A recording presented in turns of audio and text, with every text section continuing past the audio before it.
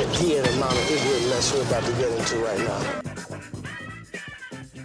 Sit your $5 ass down before I make. Hello and welcome to a brand new episode of Black on Black Cinema. I'm your host, Jay. I'm here with my co-host, Micah. Hey. And Terrence. Oh. All right, guys, we're back. This is episode 177, The Five Bloods. This is Spike Lee's latest film. This is a review of The Five Bloods. You can watch that movie legally on Netflix. That's all I'm going to say. Please don't ask me where the movie is in the comments. Okay. So again, this is Spike Lee's latest film. It is about five black Vietnam vets. They return back to Vietnam in their later years to retrieve the remains of a fallen soldier, Stormin' Norman, played by Chadwick Boseman. And they're also there to retrieve some gold that they stashed away as well. So all of us have seen this movie, obviously, and it's new. So, you know, this is all new information that you're hearing. I'll go to Terrence first. Terrence, what were your thoughts on this? Oh, wow. I liked it. It was good. I mean, it's a Spike Lee movie. Like, it is decidedly Spike Lee. He has, much like Lee Daniels, he doesn't know what subtlety is. He kind of punches you directly in the face with his message. It's a very political movie, very timely. Before you begin, it's funny that you mentioned that it's timely, because when I was sitting here watching it, and I'm like, wow, like much like a good sermon, like it seems to hit right on time when it needs to. And then I realized, no, it's not timely. It's the fact that America is so fucked up at any given point that it doesn't matter when a Spike Lee movie comes out. It's always going to be relevant when it's talking about stuff like this. Yeah, like we could have done fucking Do the Right Thing today. Right. Yeah, We could have done Black Klansman today. I mean, one could make the argument that that's a sad thing, not from a Spike Lee perspective, from a just America is just stuck in this perpetual cycle. Yeah, that's pretty fucked up. Performances were great. Like, undoubtedly. Performances were just fucking excellent. I had an issue with one person though. One person in particular. I'm like, what the fuck are you doing? Can I guess? Huh? Is it is it Isaiah Whitlock Jr.? Or no. I'm sorry. That's the wrong character. Norm Lewis? Nope. Okay. No. This nigga about to say Delroy Lindo. Yo, No. I was like, yo, get off the show. Get out of here. That nigga deserves. He deserves an award. This isn't. I'll say it. I'll say it right now. That's an Oscar-worthy performance by Delroy Lindo. It is. Yes, it is. It is. I think I like the first half more than the second. The movie's 2.5 hours long. Yeah, it drags. The second half, it gets to like the meat of the movie, which is the whole purpose of the movie. But like, it felt a little like just long. I'm like, all right, can we move it along? It's getting very tiresome. It had Spike Lee-isms. Like he does this. Well, he does this thing now since She's Gotta Have It, where he talks about a topic and he smash cuts to that topic or picture or whatever. I'm like, don't really. You're not a fan of that? No, not really. No, not at all. It's a good movie though. Like, I've seen it. I watched it twice for the show. So I sat through this 2.5 hour movie twice. So I like it, but it's just, there's certain things about his directing that he's been doing it for like almost 40 years. It just kind of irked me, but overall it's a great movie. Definitely worth watching. Okay. Like 4.5 out of 5. 4.5. It, but yeah. Okay. Yeah. Like I said, I thought Delroy Lindo's performance was second to none. I mean, absolutely a fucking tour de force performance. It was awesome. The only thing that sucks is that because it's 2020 and because of what's going on with COVID and a lot of movies not being released and stuff like that, if he does win, people are going to be like, well, there was nothing else that came out. You know what I mean? Like it's going to feel, it won't feel tainted to me, but I could see people making that argument, which is kind of bullshit. Like an award by default. Right. Because like I haven't seen anything, at least I haven't seen anything else that I thought was like, wow, that was like an amazing performance this year. Here's the thing, what I will say about this performance. If Mahershala Ali can fucking win for fucking Green Book, then he deserves to fucking win an Oscar for something. Because I personally didn't think his performance was that great in Green Book. Right. I hate that movie. Yes, we know. I'm going to get a t-shirt made for Terrence that just says, I hate Green Book. I can't stand that fucking movie, yo. Terrence hates Green Book so much that in lieu of doing the review for us, he willingly got himself sick.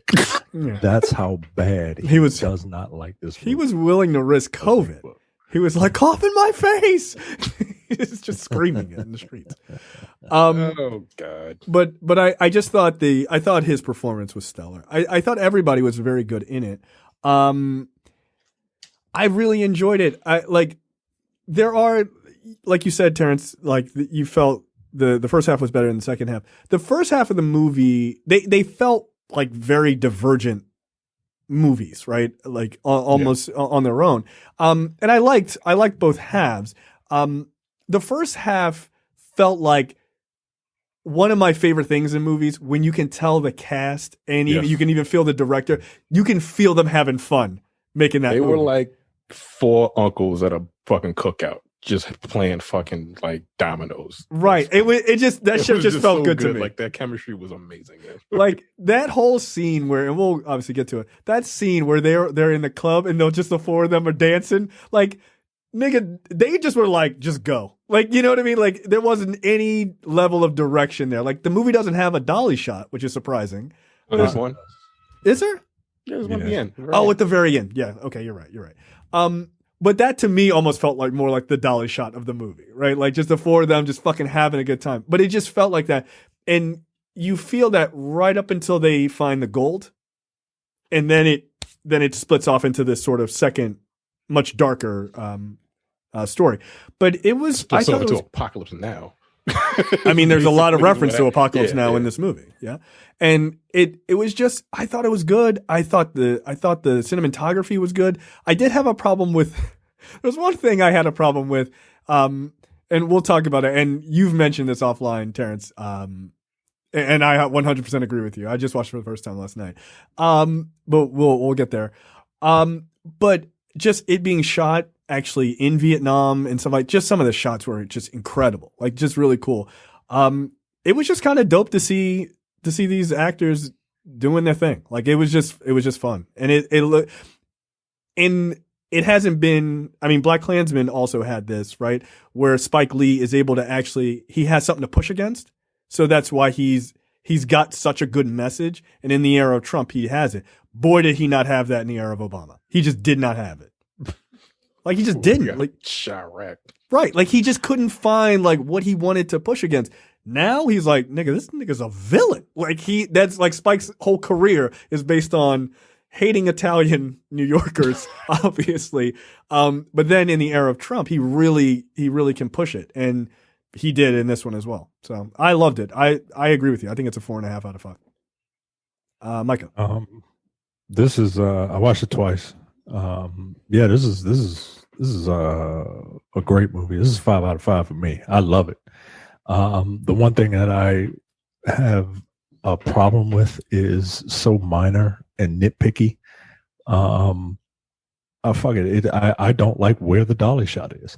I think the dolly shot works. I think the dolly shot works best when characters are like in contemplation. Yeah. So you think the dolly shot should have been with him giving a soliloquy in the forest? Yeah, that would have been perfect. That was a fucking amazing scene, by the way. Yo, he put in work. He put in fucking work in that scene.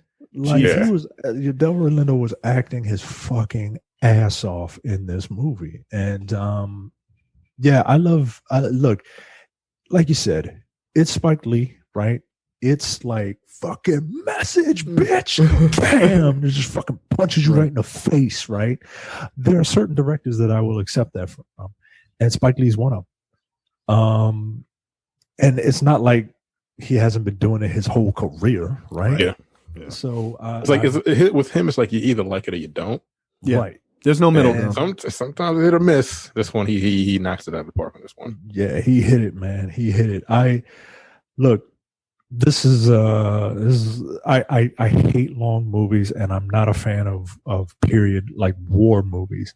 Yo, this movie is excellent, and it's a 5 out of 5 for me. I fucking love it. We'll talk about potentials for casts and stuff like that. Yeah, it's super interesting. Woulda, coulda, shoulda. It's very interesting. I'm glad it didn't happen. Yep, I agree with you. This cast is amazing. Every single actor in this movie is putting in work, and it's so like it's interesting. Like I didn't feel the 2.5 hours the first time I watched it because the story is interesting and the characters are engaging and like you said, it's like us as old men, right? Yeah. It's like us as old men, but like they have like their characters are rich and they have fucking issues and they talk about the effects of war, and they even make mention of it in the film. Like them Rambo movies, see that bullshit Rambo movies? That ain't real war. Like that's not, that's just Spike Lee being a dickhead to Right, of course, famous Italian American, right? Yeah. Any chance you get, yo, he doesn't like Italians at all. So you can't help himself. But this is fucking 5 out of 5, man. I love this movie. Yeah. I just like to point out my theory, right? Which is during like when he's in his fucking bag, it's when he's got something to push against.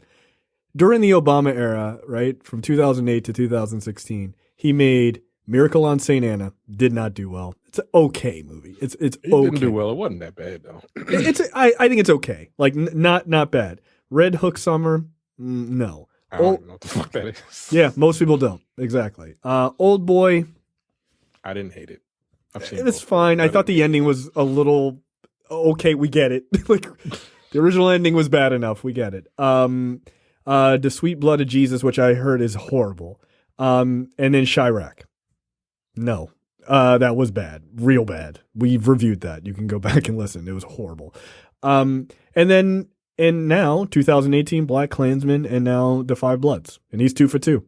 So, you look at the diversity of his catalog, even just from the Obama era that you made reference to. Like, we all know that Spike Lee is fearless when it comes to like his art in terms of like, calling things out, but he's not afraid to try different things right, with his films. And I can appreciate that. And while some of them hit and some of them miss, like he's not trying to be the socially conscious director and that's it. No, he tries other stuff. Or he does, but he doesn't do it one way, right? Like right. I didn't hate Chirac. I appreciate him taking a big swing. Yeah, I like that he tried something different. It just didn't. It was bad. And I appreciate the breeze that swing created. Swing and a miss. But it's amazing. Like looking at his filmography from She's Gotta Have It to this. Yeah, like because it's. I don't really follow one particular director or anything like that, but Spike Lee is Spike Lee, right? Like he's iconic, right? He and growing up with his films and seeing him mature, it's like seeing someone mature into like, I mean, I don't want to sound hyperbolic, right? But it's seeing someone mature into a fucking master, to a master of his craft. You know what I mean? Yeah, I mean, I think he is cool. I wouldn't say like top 10 directors of all time, but I would say he's on the top of a lot of people's list, and he probably should be, right? Like, I mean, certainly as far as black directors, he's definitely probably in my top 3, right? Like why not? Like, who's there? Lee Daniels? Get the fuck out of here. No. No. Fucking Captain Stunt Casting over there? No, I don't think so.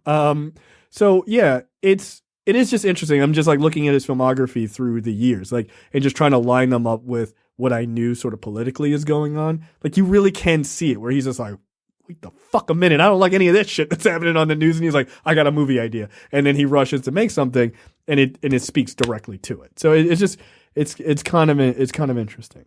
What's funny is this film was meant for, it was originally titled The Last Tour, and it was written by Danny Bilson and Paul DeMeo.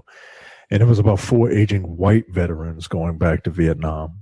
And Oliver Stone was attached to direct it, but he passed on it. A fucking far different movie. Sorry, I'll say it. Yeah, I don't think Oliver Stone's movies he's are not that great. He's not good. I think he's had, like, back in the day, Oliver Stone used to be in his bag. Like, after JFK, stop it. Knock it off. Right. No. But somebody gave him the script, because apparently one of Spike Lee's favorite movies is The Treasure of the Sierra Madre, and somebody gave him this script, and he and his co-writer rewrote it for basically black soldiers. So it's not something that he just kind of was like, let me look at the state of the world right now. Right. He just, that played a factor into it, obviously. All right, of course. But yeah, it's very good, man.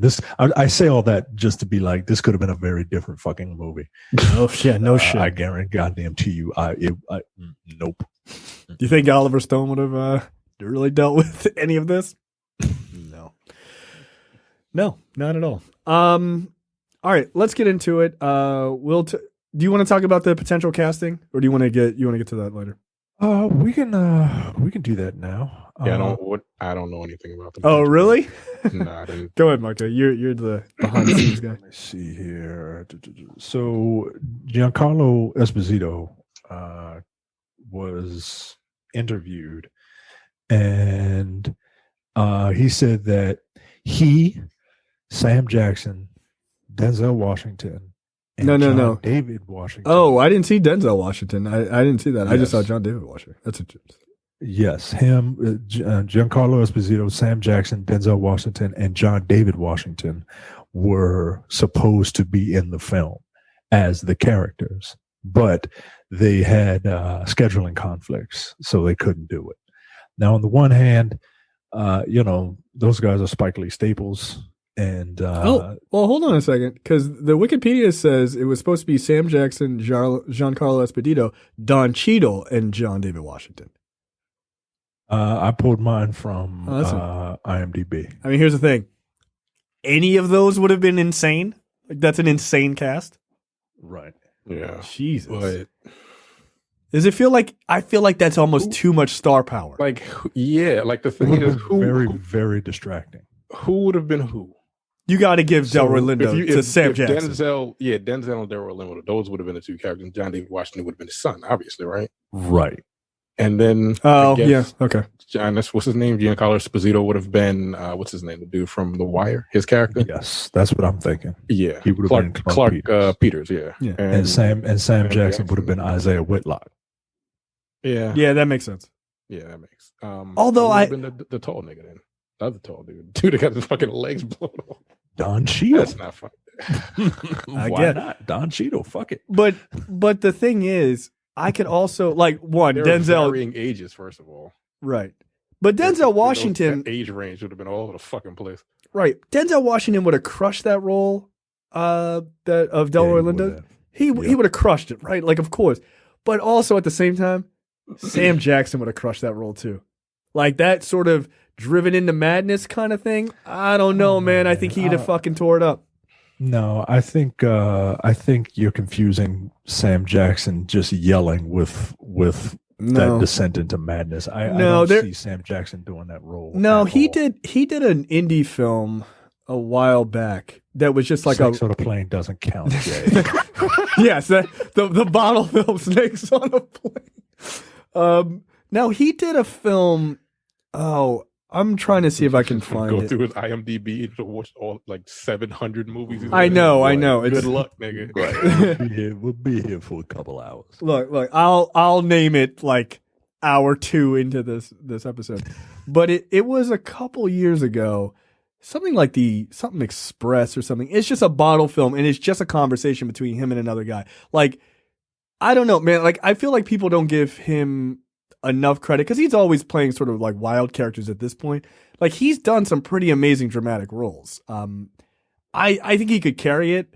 But look, I'm not going to pretend like I don't want to see Denzel Washington in that role though. Like, Jesus, that would have been insane. I hadn't heard that until you said it. Denzel, look, I love Denzel Washington. I do. Watch your mouth. Not this role, man. I think he could Not pull this it one. off. He could pull. Yeah, I he think could he pull it could. off. I think he could pull it off, and I would. That's the thing. I know what you're saying, Jay, about like Sam Jackson. I think he could do it. But I know what that looks like, right? In my mind's eye, in Sure. my third eye, I know what that looks like, right? Don't ever say I that don't again. know. I don't know what it looks like with Denzel Washington. Oh, the movie I was talking about is called The Spirit. Have you guys? I'm kidding. I'm kidding. Shut Relax. up. That nigga played a black Nazi named the Octopus. Shut up. That is not the movie I'm referring to.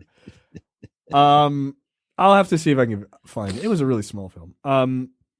But yeah, like that's a crazy cast. But I do think it might just be too many megastars. Yeah, it would have been in too there. much. I don't think the That's- chemistry would have been there.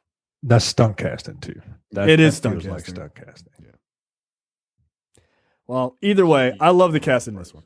I like Yeah. I like this. I like that Delroy Lindo, like he stood out. I mean, everybody was good, but he just stood out. He was just on a different level. Much like his son LeBron James is when he plays basketball. Just saying.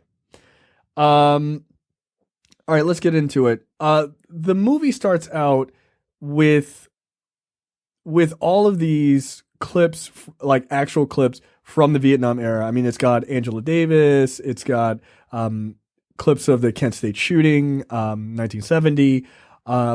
It just a number of things, right? So it's 16 millimeter, which also just draws you immediately back to that time, which is clever.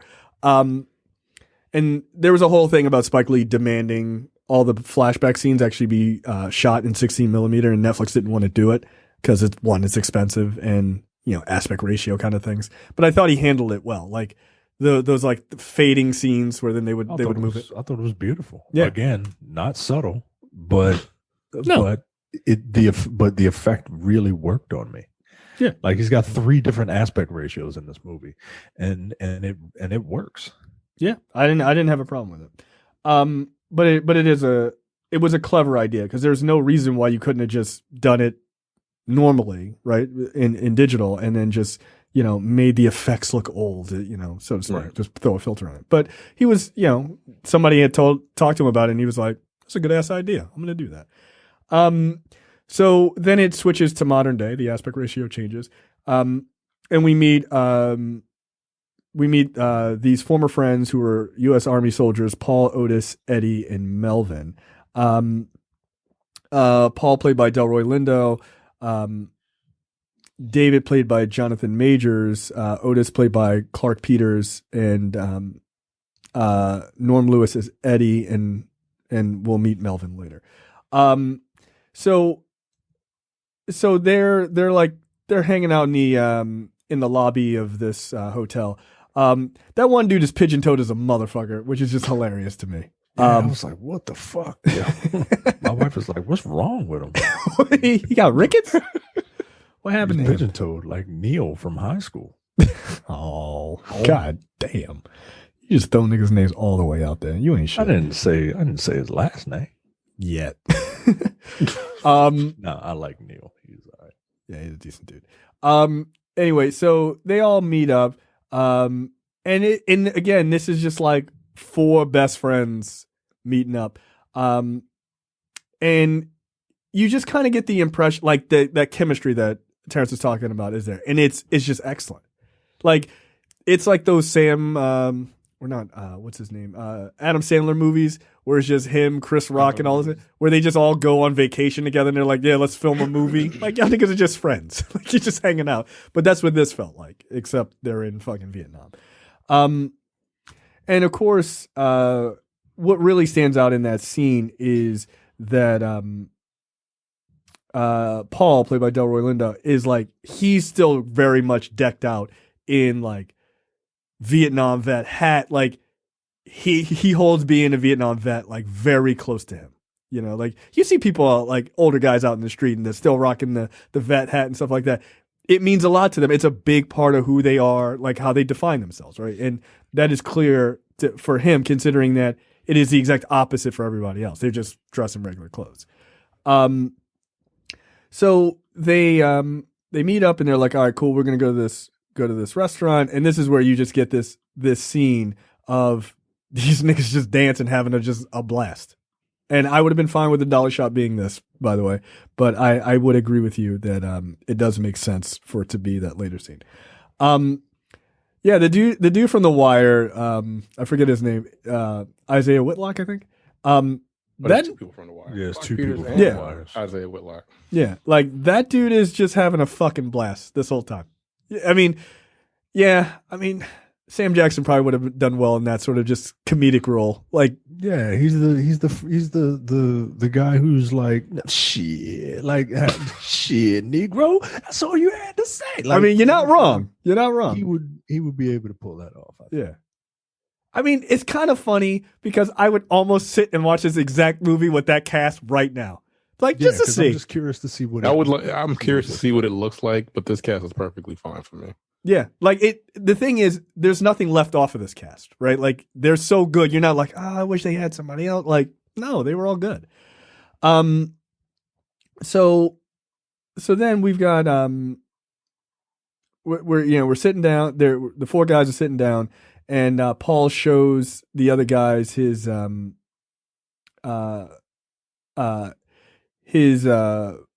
not Paul. I'm sorry. What the fuck is that guy's name? Otis. Yeah, sorry. Because I see their faces and I can't line up their names. My bad. He shows like a picture of his son or whatever. Oh, that's Paul. Yeah, Paul shows them a picture of his son. That's Delroy Lindo with Paul. Yes, I'm sorry. Thank you. Yeah. Otis is Clark Peters. Yes, thank you. And so he shows a picture of his son. And they're all like, oh, that's cool, whatever. And then this kid comes over. He's got a missing leg, and he starts asking them for money. And Paul starts freaking out. He's like, "Get away from me! Get away from me! Get away from me!" And it's like the first moment that you start to see like this dude ain't all there. Like he's a little too sensitive, right? Yeah. And it's because he's like, oh, you guys are GIs, like he's asking for money, and he's clearly probably lost a leg because of a mine or something, right? So it sort of reminds him of the war, and he starts like freaking out. And they start having this conversation about how fucked up it was that they had to go back and be called baby killers and all this other shit, and how that all really affected them. And then Paul lets it go that he actually voted for Trump. And the other three guys are like, nigga, what? Mr. Fake Bone Spurs? Like, how the fuck did you vote for them? And he starts going on like this anti-immigrant fucking conversation. And they're just like, yo, you're wilding. And they cut, the movie cuts to this black dude standing behind Trump. It's like actual footage. And he's like, blacks for Trump. And he's like, that's she right in the back, isn't it? Like, and they start making fun of him. Which Micah didn't know this, but that guy, that's obviously real footage. But that guy standing behind him, they didn't just like Photoshop that guy in. Like he just happens to look like Delroy Lindo if you cross his eyes out of the scene. But that guy's name is Michael the Black Man, born Maurice Woodside, aka Michael Simonet, aka Michael Israel, of course. And he's a member of the Yahweh bin Yahweh cult, which is a death cult. And he went to jail for killing someone. Like, I believe they hacked people up with machetes and shit. Yeah. So that guy's a fucking lunatic. So anytime you see that guy at a Trump rally, just know, like, that guy's a cult, like, leader, member, or whatever. He's a Yeah, he's a fucking lunatic. Wow, Michael the Black Man. Yeah. Jesus. Yeah. Woodside. Yeah, Michael Woodside. Yeah. That's fucking nuts. Yeah, Woodside was reported to have played a, quote, big role in the rise and fall of the Yahweh bin Yahweh cult. His mother was a devoted member of the cult. He later left the cult with his sister after his mother died. He was arrested and charged on one count of murder and one count of attempted murder in 1990. Yeah, this dude he was found guilty and sentenced to 20 years in prison. Mm-hmm. He accused Oprah Winfrey of being the devil and Barack Obama of being endorsed by the Ku Klux Klan at one of Obama's speeches. All right. Yeah, this nigga really backs the fucking president, you know, which is crazy. Yeah, Michael the Black Man. That's who he is. He is. So they give him a hard time. They're like, "Oh, you was, you know, a fucking tap dancing ass coon for Trump," which, I mean, it's a fair argument. So then at one point, there's drinks sent over to their table as their guy comes and sits down with them, who is a Vietnamese guy. And you come to find out that these two guys who sent the drinks over, they were former Viet Cong, and they're just like, you know, hey man, the war's over, you know. Here, you know, drinks to you guys. And again, everybody else is like, all right, war's over. Like, the fuck you gonna do? And they're all like raising their drinks. Meanwhile, Paul is like, I don't trust it. Why are you looking at me? What the fuck is going on? He was ready to pop off like the average Baltimore nigga every 5 seconds. Any Vietnamese person looked at him, which was crazy. So at this point, like, they're just kind of establishing just like what the situation is. Then we get a flashback to find out that we see they refer to themselves as the Bloods. What situation is actually bringing them back, right? Which is they had gone on a mission to secure a CIA plane during Vietnam, C-47, and they find this case full of gold that was supposed to go to some Vietnamese people. They were like, all right, we're going to just go ahead and take that gold for black people because fuck the U.S. government. I mean, I feel like that's something Terrence would do. That's something I can get behind. Yeah, no, of course. I mean, this is a plan that I am 100% for. Right. And they used to call Terrence Storm and Norman back in the day. Who was the general they called Storm and Norman? Yeah, Storm and Norman Schwarzkopf. Yeah, that's it. And this is the person that I felt was the worst part. He wasn't in the movie a lot, but Chadwick Boseman. I think Chadwick Boseman was the worst part of the movie. Oh, really? Terrible. Yeah. What accent was he doing? I don't know. 6 different accents. He does not talk like that in interviews, Joe. That's not his normal voice. No, I don't it's know not. What the fuck he was doing. I don't know what he was doing, but I was like, yo, what the fuck is going on here? Where is he supposed to be from? He's from North Carolina. You know, he's by way of a secret country in Africa. By way of Wakanda? I mean, Mississippi? What the fuck was he doing? He probably couldn't drop it. He probably couldn't drop it. He picked it up and was like, I'm going to roll with this accent for a while. Like, I don't know what the fuck it was, but I'm like, yo, stop. Please just use your normal voice. He's like, yo, can I be cast as Nelson Mandela? I gotta use this African voice as many times as possible. Like, it was pissing me off, yo. Like, it was making me mad. So I was like, yo, what the fuck are you doing? Stop. This does bring me to a scene that I have a problem with, which is Spike Lee does not know how to shoot an action scene. Well, and the second time I watched it, I'm like, I feel like he did it. Like I watched it first time, I'm like, yo, this is awful. But then I watched it again, and I'm like, oh, I'm not mad about it. I'm just saying. No, there's a reason for that. No, that's what I'm about to say is like, I think he shot it because, like, real war is not fancy. Yeah, right? Yo, like real war is fucking just messy. Like niggas are just shooting at each other. Yeah, yo, it's not like cute. You ain't doing like these motherfuckers weren't bullet timing and shit like that. Well, that's what I want to see. He probably saw some real Vietnam footage. Yeah, and was like, all right, I'm gonna do that. Yeah, I mean, Vietnam that's footage look like this shit. Scared dudes running. I mean, like these dudes were in high school 8 minutes ago. They were just like, yeah. Like these niggas in like early, like I think the average age for a Vietnam War person is like 21. Yeah, that's 20, crazy. 21 or some shit like that. Can you imagine? That was like the average age. For Nope. Nah. That's fucking nuts. Hey, just go to war. What? Nah, I was at the mall cruising for chicks yesterday. What the fuck? I just got my first that's beer. fucking wild, man. Well, they Kids also are literally just at war. yeah, for something that neither one of them really knows why. Right. It was like, why are we even here? And that's the other thing. This war, like, imagine that. Like, first people, like when people come back from war, they're like war heroes. Not this one. No, they were called Not the Vietnam baby. War. They were So called even the little- white veterans were like, what the fuck? So can you imagine what it was like to be a black veteran of the Vietnam War? Like, nigga, I didn't want to go. I didn't even want to go. They made me. So what the fuck? I mean, that is one thing that has been a fight between conservatives and liberals since the Vietnam War, right? It's that idea that a lot of liberal people call these soldiers baby killers, and like conservatives are like, fuck you forever.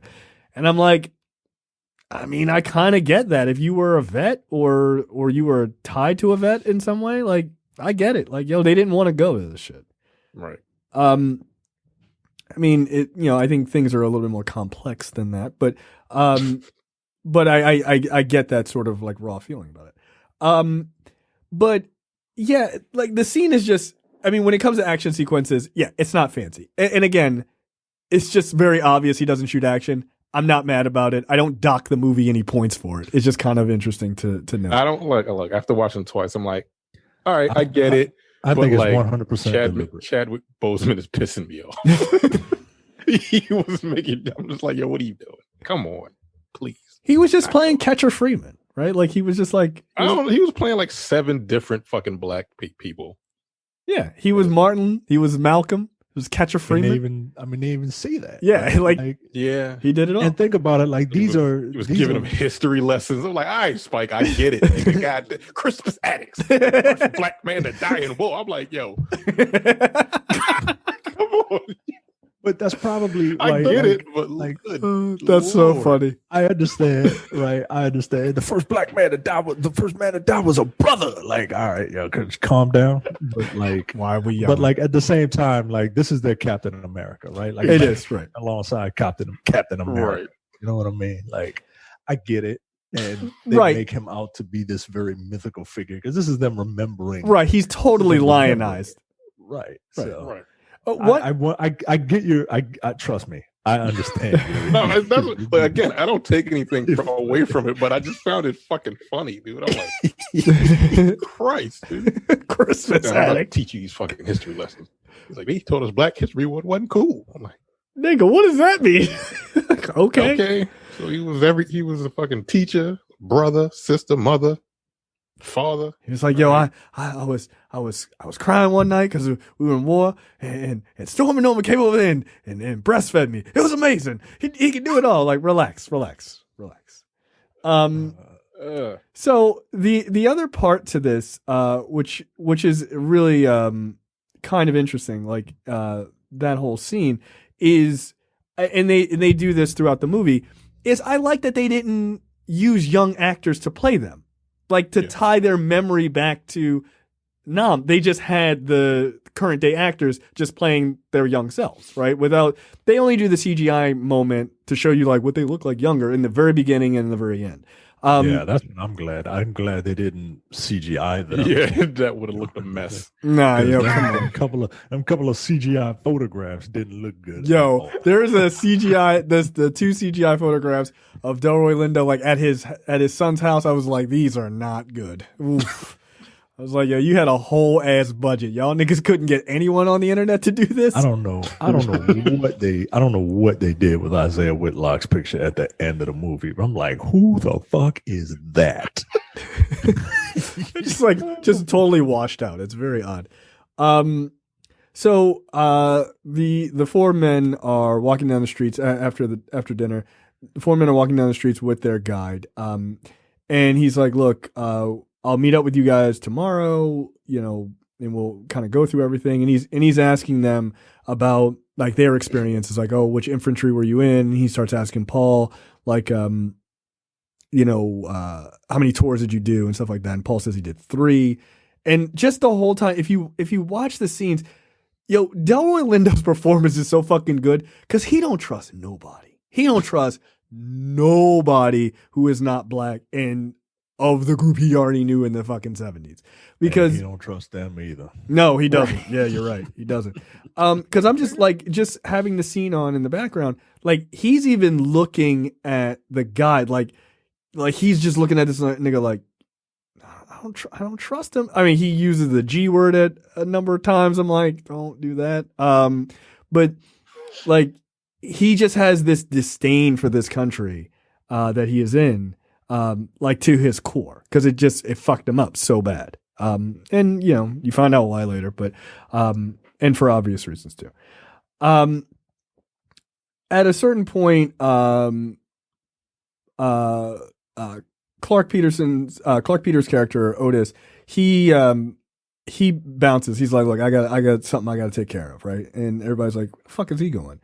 And he goes and sees this woman, who he used to have a romantic relationship with, this Vietnamese woman. What is her name? Tien. And he goes to see her, and he's basically using her because they have this relationship. She has a broker that can get the gold sort of transferred into an offshore account so that they can use it, right? But like obviously they got to pay a percentage or whatever. But he also misses her because like it's clear that Otis is still, I don't know if in love, but still, feels very fondly about her.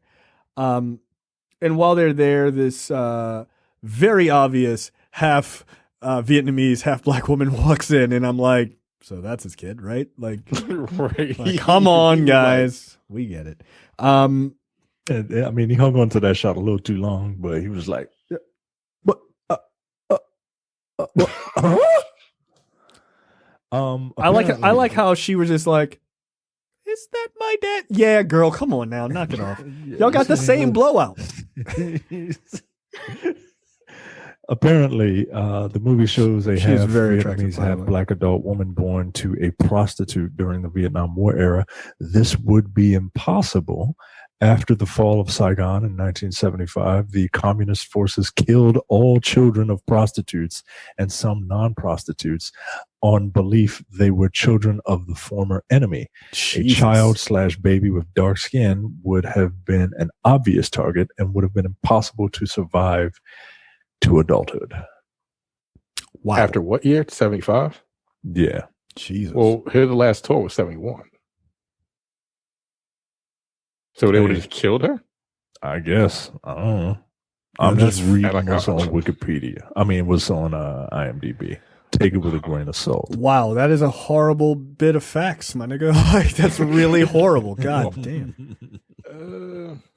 Yeah, so not great. So not historically accurate, but at the same time. But at the same time, she's fine. Yeah, she's super fine. So, I mean, I hate to just boil this woman's existence down to her being attractive, but when you're fine, you're fine. I don't know what to tell you. She was. Yeah. Was. I was like, all right. I get it. So yeah. So they basically discuss like, okay, we're going to meet with this guy, Le Roche, played by Jean Reno, legendary Frenchman, and a guy who could not hang from a ceiling in a new professional movie if they made it today. And he's basically like, look, I'm going to need my cut of this money. And he, of course, gets into a massive argument with Paul, who is being a complete American dick. The Roach, right. And Paul's like, we saved your ass in WW2. You motherfuckers are speaking, Deutsch and eating bratwurst or whatever. And he's like, are you done? Like, my nigga, like, what are we arguing about? Yeah, so Paul is a Trump supporter. Like, he's just a prick. Like, he's just an asshole. You think about that. That he's a Trump supporter? They made him a Trump supporter? Yeah. I love it. I think it's an interesting bit of character for this particular.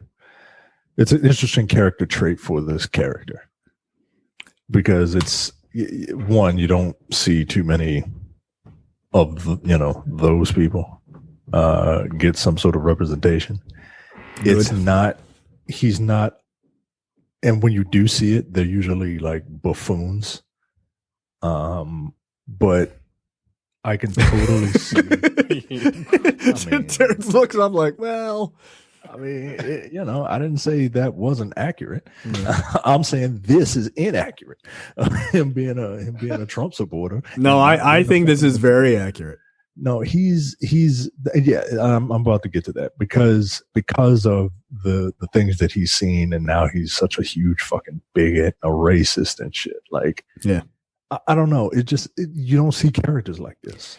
Well, and he's proud of it. Well, maybe not proud, but like he doesn't hide it. Right, he's unabashed. Like, right. Yeah. It's very strange. How do you square that circle? It's like Trump literally dodged the Vietnam War. Right. Yeah, it's several times. Right, because that's why his buddies are like, Mr. Fake Bone Spurs? Like, nigga, like, what? The fuck, how? Right. Like, maybe he had the right idea. Maybe if I'd have done it, I wouldn't be fucking crazy. But there it is, right? Like that does actually make sense, right? Like in their sort of twisted mind, it makes sense. But he also, like, he's racist, he's untrusting. He's also like terrified of the world, like in a way, right? I mean, he was talking about the border wall and that conversation in the beginning when they were at the restaurant. He's like, we need to put that wall up to keep these immigrants out. I'm like, nigga, you an immigrant? What? Nigga, they gonna build that wall and throw your ass right on the other side of it. What are you talking about? Yeah, he's just very like him having a problem with LaRoche. I mean, is not unfounded, but him having a problem, like having an issue with Europeans, is also a very Trump thing, right? Like just pushing back against like anything that is not American, and then the idea of like America's greatness and all this other shit, and it's like, how do you believe that as a black man who was thrown into the fucking pits of hell? Vietnam War, right? Like it's weird. But Trump supporters not really understanding history. So it makes so this character makes perfect sense. Yeah, he does. He makes total sense. Yeah. I mean, as a human being and like trying to square the circles of like blackness and bigotry and being a Trump supporter doesn't actually make sense. No. But he embodies all of that.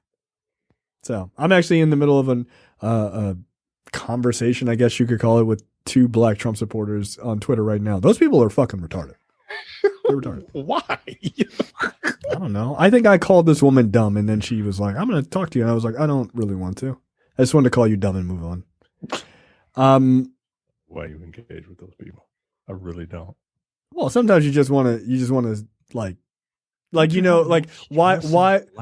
why does Jane Goodall go and look at like apes in the wild? Sometimes you just want to see them in their own element. Like you just want to see them. I'm not calling those people apes. I'm just saying they're lower primates than me. That's all I'm saying. It's a difference. It's no big deal. So anyway, like they kind of get into this argument, and LaRoche is like, you know what? Fuck y'all. I'm out. Like, I don't need this bullshit. And then they're like, all right. Hold up. We'll give you some money. Just make this shit happen. But he tries to add like 2% onto his share, and Paul's like, nah, take that out of Otis's homegirl, her share. Like if she's getting 10%, you make it 8 on her. Like that ain't our problem, right?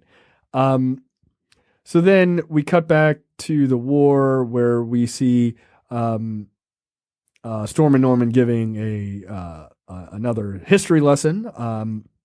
He's got his chalkboard out, and he's talking to them about how they're going to take this gold, they're going to bury it, and then come back and get it later, and give it like to use that for the revolution for black people. And then he talks about Crispus Attucks was the first black man to die for this shit.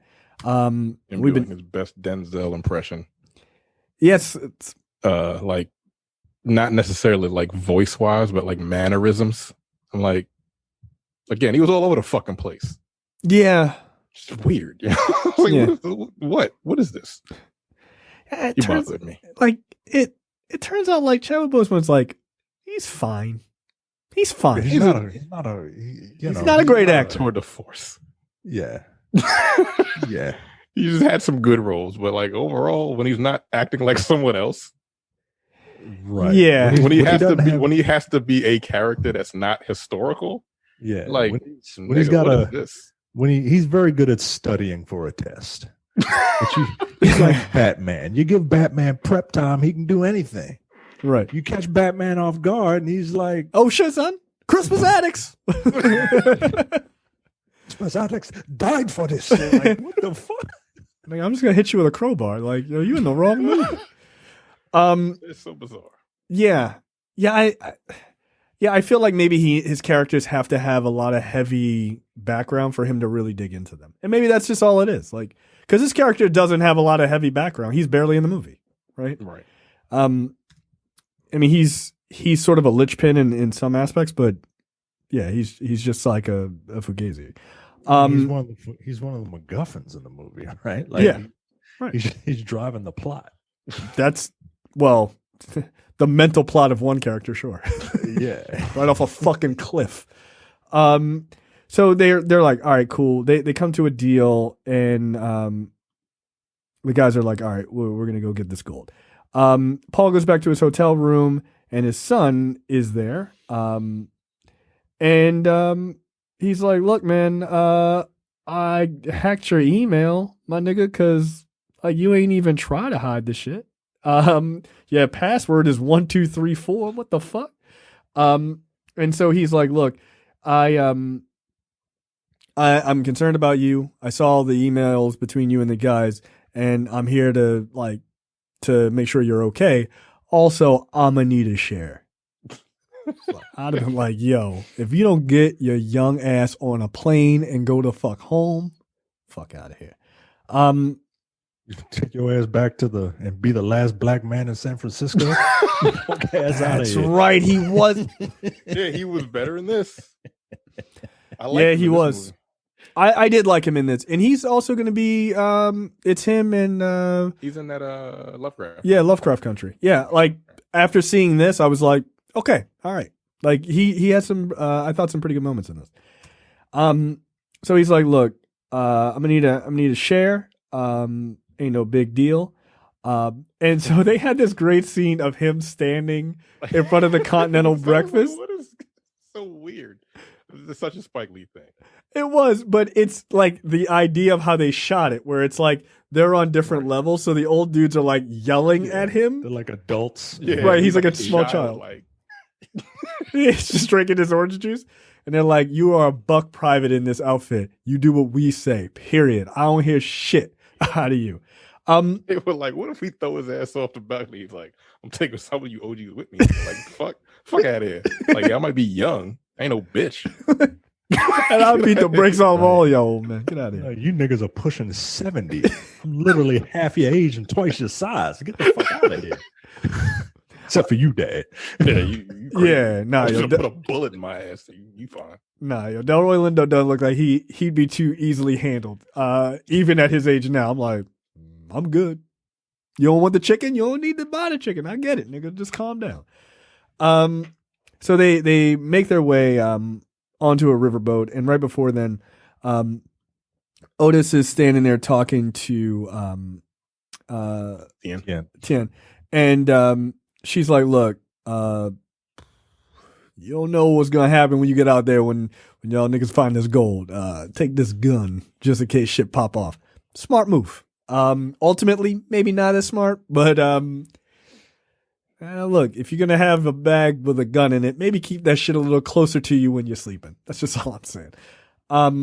So they make it onto this boat with their guide, and there's just some really beautiful shots of Vietnam, which is top 5 countries I want to go to that I have not had a chance to make it to.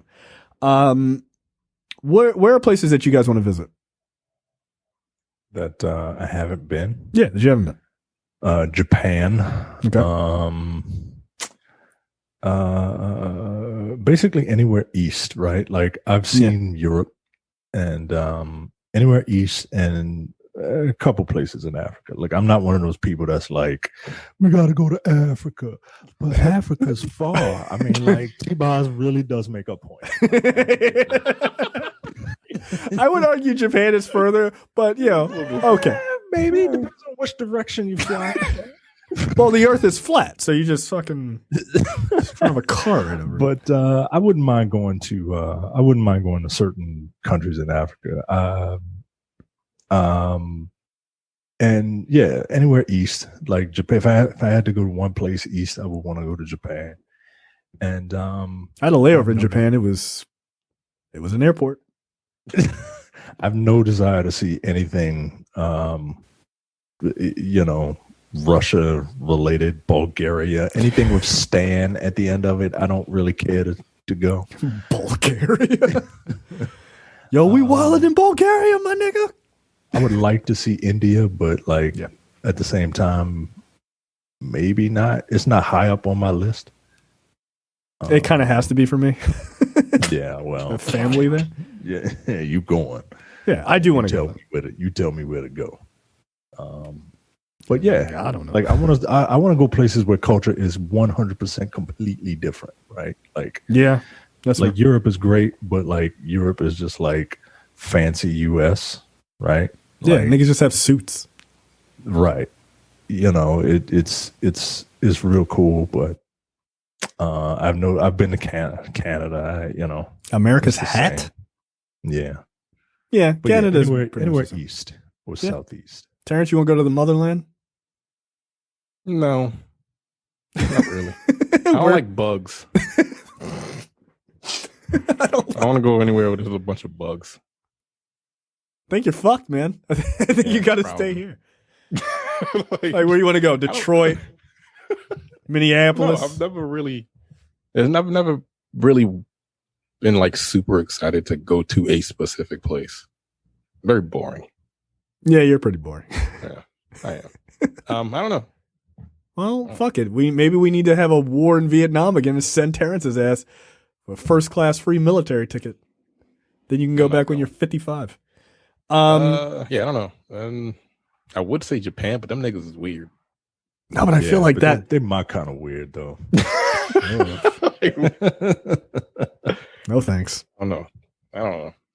Yeah, I definitely want to go to Vietnam. I have a buddy of mine who is Vietnamese, and he went recently. Like he saw his family there. He was like, he describes it much like my wife describes India. Like it's some of the most beautiful things you've ever seen, and some of the worst things you've ever seen. Right?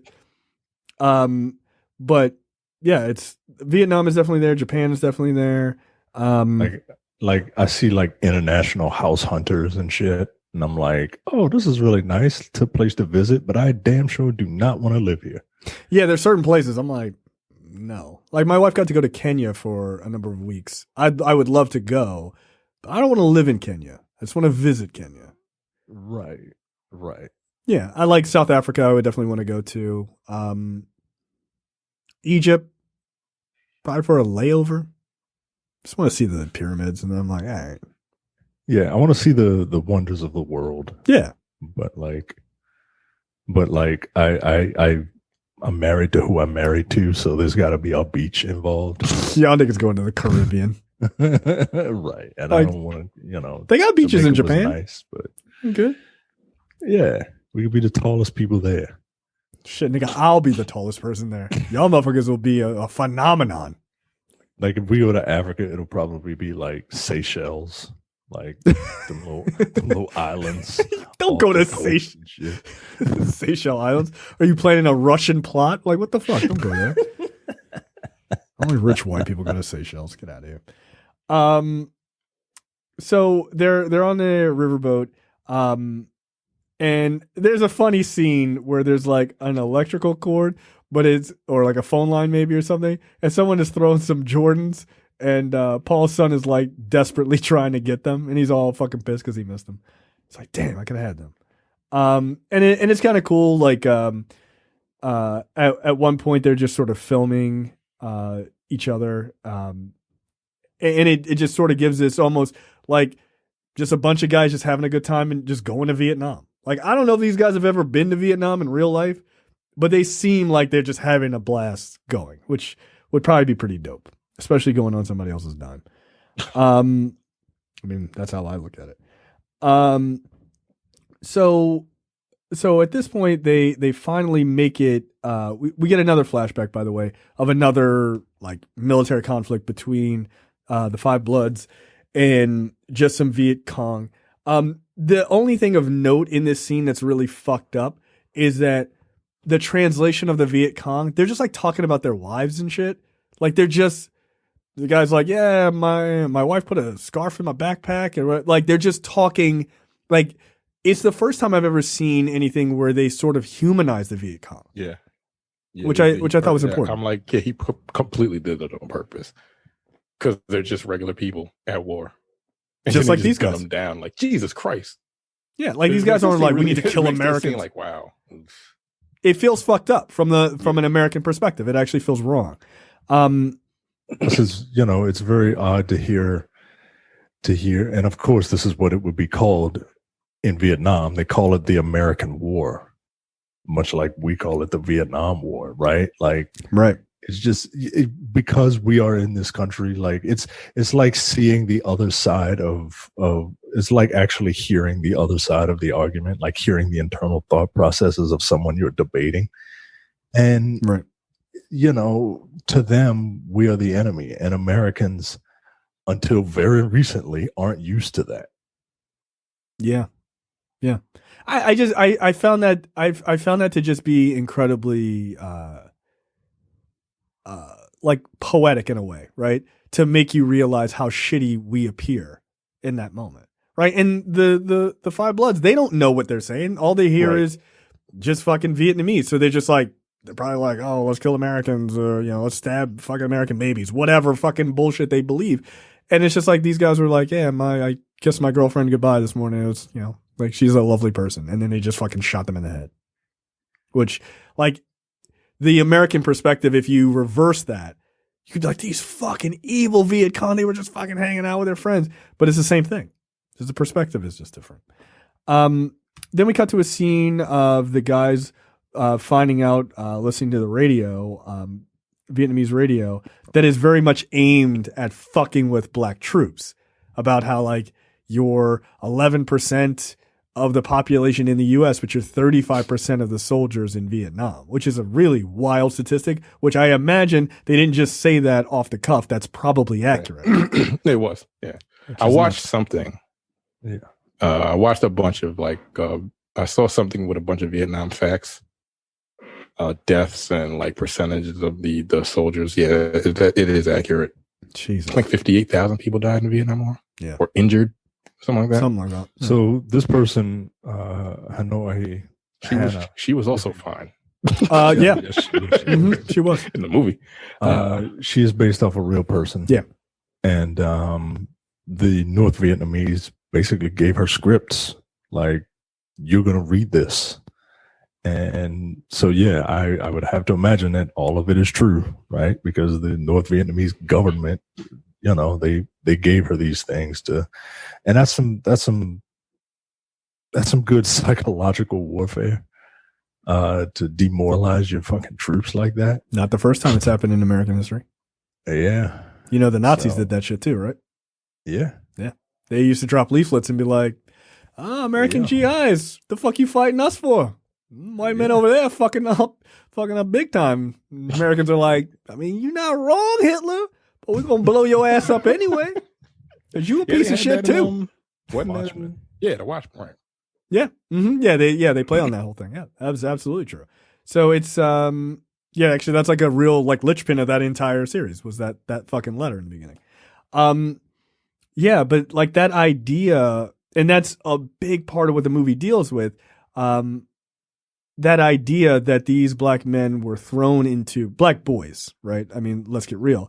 These black boys were thrown into this fucking nightmare scenario to fight for a country that never fought for them. I mean, the very beginning of the movie is the Ali quote, like, why am I going to Vietnam? Ain't no Viet Cong ever called me, nigga. Like, what the fuck? Like, no, I'm not going. And I mean, for people who don't know basic American history, he went to jail for that. So it is kind of interesting, like, especially with Paul, like, that he would end up being this, like, uber fucking keep America great again MAGA guy in light of all of that. Like it doesn't actually make sense. Like from a human perspective, it doesn't make sense. Him being a wackadoo is totally on brand. I would assume it's because he's got nothing else, right? Like he doesn't have a wife. Spoiler alert: his wife died during childbirth, which is one of the reasons why he can't stand his son, because in his warped brain he thinks that his son essentially killed his wife. Yeah, right. And he's got nothing. He's got nothing to go back to. So he's kind of married. Like he's what the military loves in a soldier. Like you got nothing but us, so you will be loyal to us. And it's so weird, man. It's so weird what fucking war and what it does to people when you give people the power to take a life. Like that's an awesome responsibility, and you're just giving it to random fucking people, dude.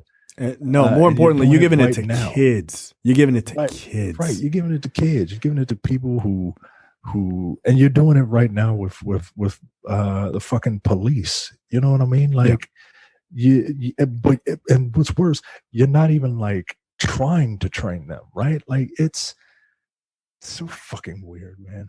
Well, just this idea that we have sort of deputized random Americans to do some of the most brutal things for us, right? And in our name. And then when it blows up in their face, we leave them. We don't give a shit. We just don't give again, especially this particular war. Right. Like they're like this. We didn't even agree with this one. Right. Well, sometimes people get behind. Oh yeah, we got to go fight the fucking Nazis, or we got to go Operation Freedom, whatever the fuck they call the Iraq War and the wars that we've still been in for the last 20 years. Some people still stand behind that. And nobody was like, "Yo, we got to go to Vietnam for what?" Right. Yo, most people don't even know what that war was about. Right. They had to make people do it. Right. Like you said. Drafted them and they went, and then they were like, I don't even know what I'm here for. I just don't want to die. Yeah.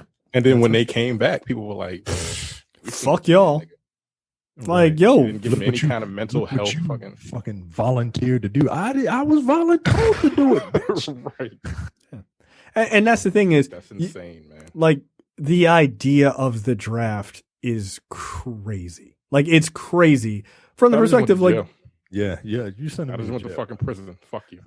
Oh no. Gone. Good day. No, fuck that. Right. You can either go to jail or you can go to Vietnam. Where am I selling?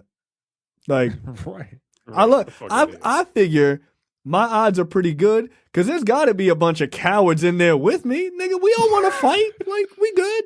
Why don't we just hang out? We'd be good. I'd have defected to Canada. Bye.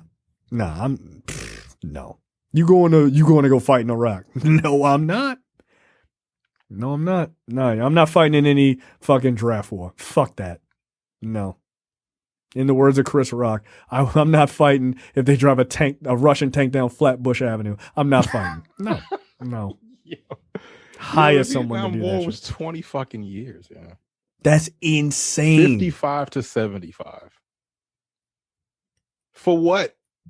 And we lost so many people, yo. And didn't win. Insane, yo. And we didn't win. Like, nobody won. Like, what the fuck? They were just like, oh, well, it's over. What did we accomplish? What did the Vietnam War do? Because they say we fight for the American flag, right? When we go to wars. What would have happened had we not gone? Communism, Terrence. Yeah. From Vietnam. They would have taken over the world. Communism. Okay. Vietnam would have, they would have taken over the world, Terrence. It's so bizarre, yeah. We all be eating pho right now. But I like pho. I do too. The fuck? It'd have been just a staple in the American diet. It's fine. I mean, that's cool. I think it's delicious every day. I could. I mean, at the risk of not getting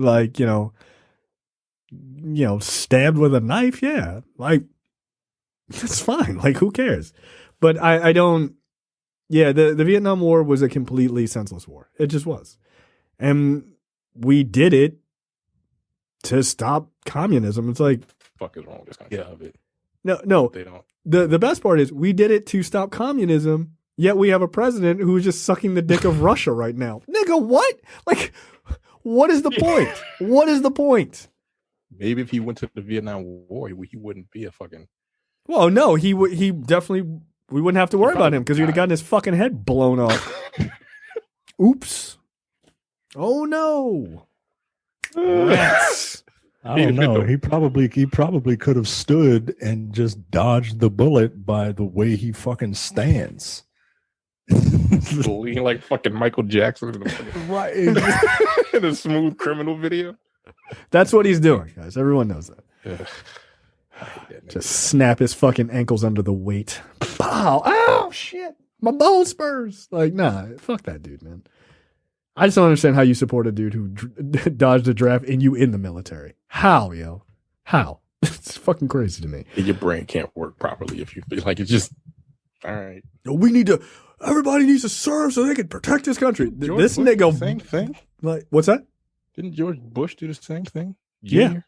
Yeah, he went to the Air National Guard so that he didn't have to go to Vietnam. At least he joined Yeah, at least he the went to military. branch.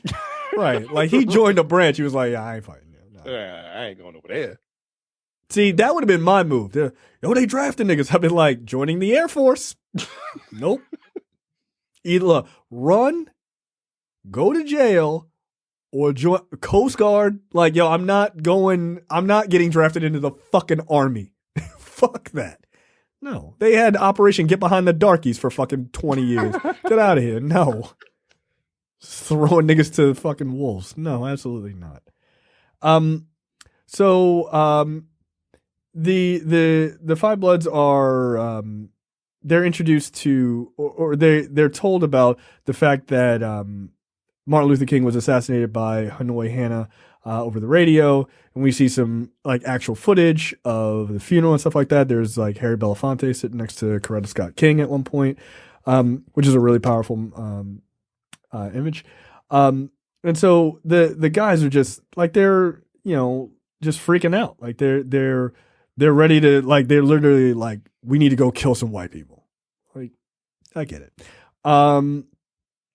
And their mother, their father, their teacher, Stormer Norman says, "Look, nah, like we're not doing that. Like we're gonna come together. We're gonna be mad, but we're just gonna bring it in. It's all love or whatever. I don't know."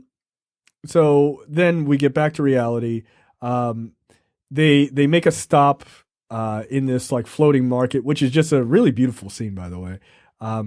Like the produce and stuff like that just looked incredible. And they're like, somebody's trying to sell David. They just cut the head off a snake and they were trying to like, come on, man, you can eat this snake. I'm like, no. They actually eat the heart. Like, they eat the hearts of snakes in Vietnam. Snake. There's a delicacy of like cutting the beating heart out of a cobra.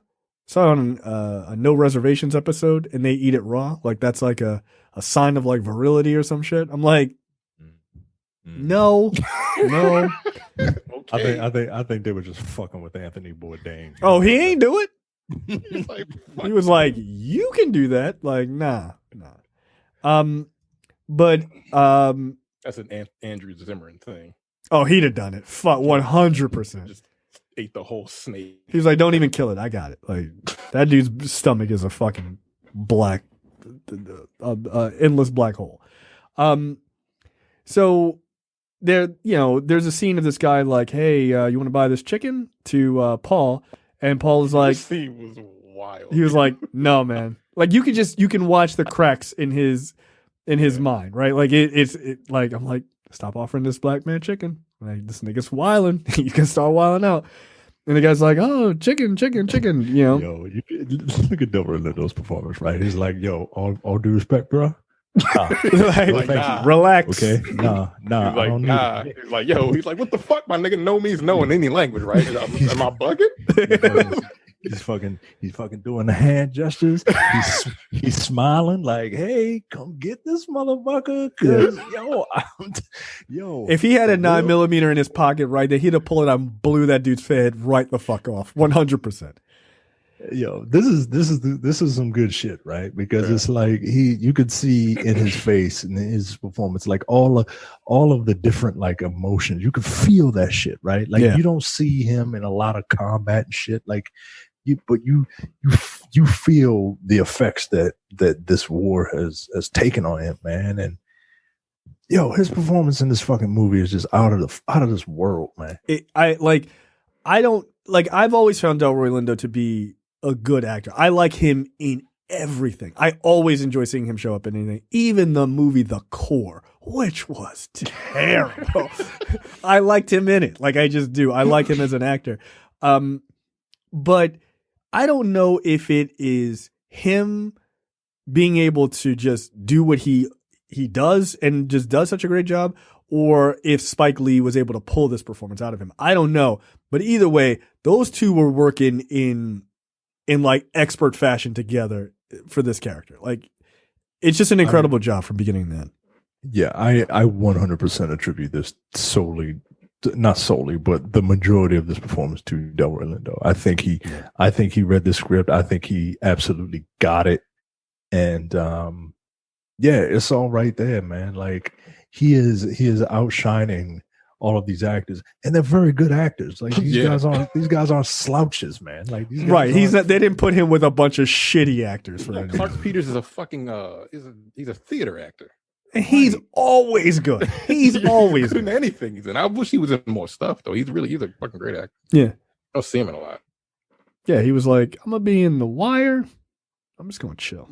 I was in Treme, which is like The Wire 2. Right. So he starts freaking out. He's like, I don't want any of that gook shit. And then the whole scene just blows up after that. And the guy starts saying like, you GIs, you killed my mother and my father. And then like you see all these Vietnamese people, they're all around and they're watching or whatever. Look, I don't even know if they told these people that they were shooting. Cause this shit, like this dude might just sell chickens, man. Like this dude might just be a regular guy. Right. You hear Vin, the guide, he was like, no, yo, he knows what gook means, yo. You don't say that shit. He heard you call him a gook, yo. Hey, that's why he flipped out. It's like, yo, that's your N-word over there. Come on, knock it off. And so he was like, Paul is screaming, I didn't kill your mother and your father. And the guys kept screaming, yes, you did, back to him and all this other shit. And it's just blowing up into craziness. What's interesting is they have Eddie, he's actually taping the whole thing, and he's like taping it on 16 millimeter. So they cut in like an old camera, and he's got like an old flash camera and an old like video camera. Right. And so when it cuts back to his filming perspective, it's in the same 16 millimeter that the flashbacks are in. So it's like this idea of, as Paul is having this fucking mental breakdown in this kind of almost flashback style event, it's actually being seen in that old school perspective, which is, again, it's not subtle, but I kind of love that. Like it's a really creative way to do it.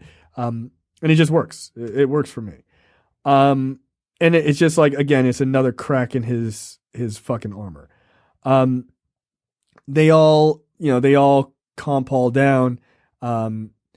They even get Vin to put his fist in with the whole team. Then Paul puts his fist in. Paul admits that he hears voices. He talks to Storm and Norman at night, even though Norman is dead and has been dead since the Vietnam War. He's still haunted by him, and that he has PTSD. David mentions that he has PTSD. They eventually make it to like this little village to rest, and that's where David meets what is this woman's name? It's fucking I can't remember her fucking name. Hetty. Like Hetty Lamar. Oh, like Hetty Lamar, right? Yes. He was like, I don't know who the fuck that is. No. So he meets her. She's this French woman, and she works for a company called Lamb, which is they clear landmines in Vietnam to like protect it. Love against mines and bombs. Yeah, that's one of the dumbest names I've ever heard. Like, okay. You know what? I wouldn't be surprised if it's real. Like that's how stupid that name is. But he meets her, and they have a little bit of chemistry there. Because apparently David don't see too good. Anyway, I'm just being a dick. So they go to this bar, the Victoria Bar. I like that all of the bars in Vietnam only play music from the 70s. I mean, anyway, continue. What? No, what did you say? I'm sorry. I didn't say anything. Go ahead. Oh, okay. He's appreciating the fact that you don't find this white woman attractive. I don't. Like, she's very mean. Later, I was like, sure. When they have the conversation later on, like, you were fine. I was like, okay, nigga, you got PTSD too. He was like, y'all there doing something good, and you fine too. I was like, okay. So much for everybody. Is it talking about the work you're doing? Is that fine? That's fine work, ma'am. Fine work you're doing. I'm an ass. We're assholes. Yeah, we're being dicks. Yeah, it is what it is. And so they're at a bar and they're drinking or whatever. Like, I believe the kids call it vibing. So they're talking or whatever, and he's telling her that he's a teacher, and she's telling him she does this lamb thing, and then she's got two friends who were from a wealthy family, and he's like, well, nigga, I'm broke and I'm a teacher, so we really don't have a lot in common at all. No. And so she has two friends who do this bomb work with her, named Seppo and Simon. And those gentlemen were Nazis in Black Klansman. Oh, both of them were? That's really funny. Seppo definitely looks familiar. He was one of the main guys, right? I think they were both Nazis. I know they were both in Black Klansman. I recognize. Yes, Seppo was the one that pulled the gun out on Adam Driver. Yeah, Seppo got blown up in that movie too. Well, I don't remember the fat dude being in the fat dude is in it also. Paul Walker Hauser. He played. He's Wing Hauser's nephew. He played Ivanhoe. I think he was the fat friend. One of the. Was he in the bar? I can't remember, but I know he was a bad. I know he was a bad guy because he was a white man in a Spike Lee movie. Yeah. Makes sense. I mean, honestly, these are like the only white people in a Spike Lee movie I've ever seen who haven't been pieces of shit. Next to Adam Driver and Buck. Yeah, and Adam Driver. That's absolutely pretty much it. Yeah, and he's like, hey, you're not a piece of shit in my movie, but you're gonna play a piece of shit in my movie. Like, you're gonna pretend to be one 50% of the time. Like, that's the best I can do for you. That's the best I can do. You gotta pretend to be a piece of shit. So they come over to the bar or to the table where David and Hetty are talking, and they're just like, "Oh, you Americans, you're too busy watching your reality TV or electing your reality TV clown for a president." There's Spike Lee being very subtle, and David's like, "Look, on the behalf of black people, we plead the fifth, nigga. We ain't had nothing to do with that. Like, get the fuck out of here." Except for your dad. Like, your dad had a lot to do with it because he voted for him.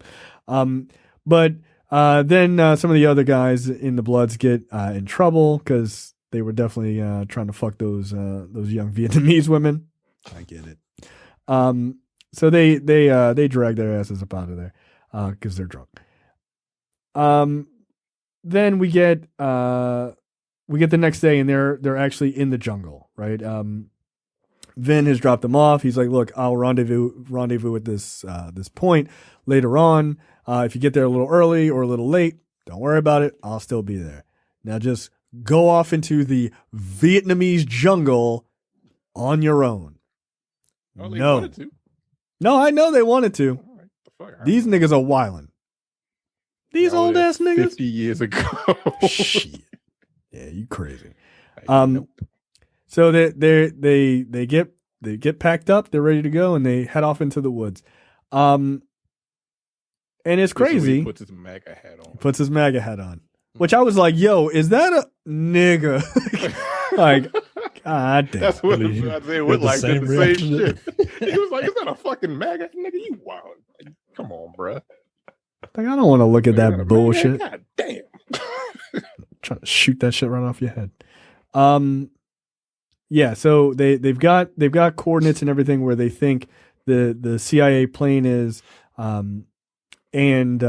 so they're looking for the gold, and they're also looking for Stormer Norman's his remains.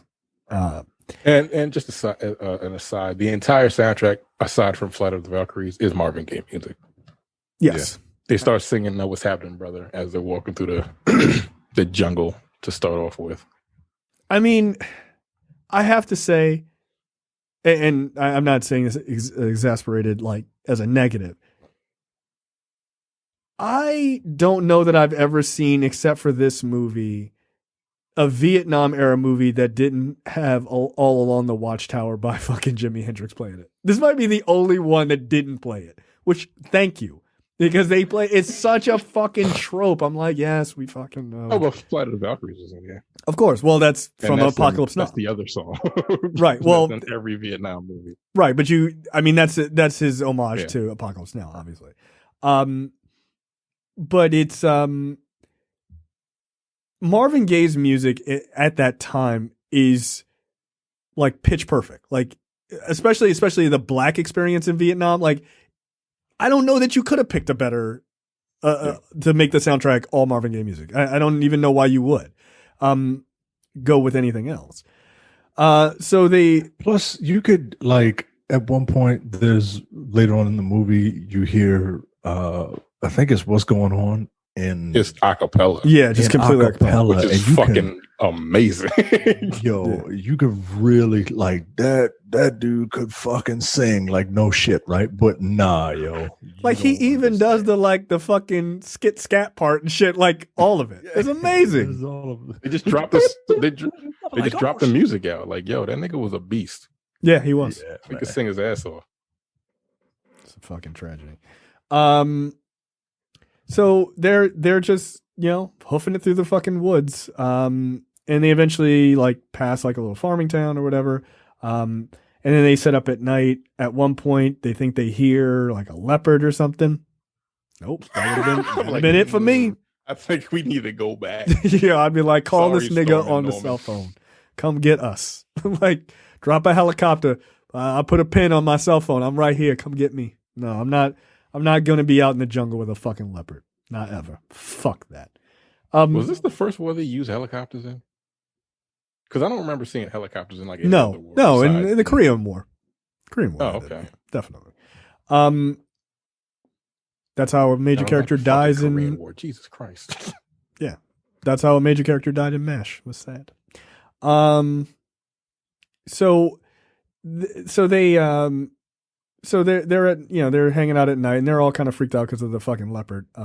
Rightfully so. My wife at this point goes, so what did they even do about wild animals in Vietnam? I was like, people got killed by them.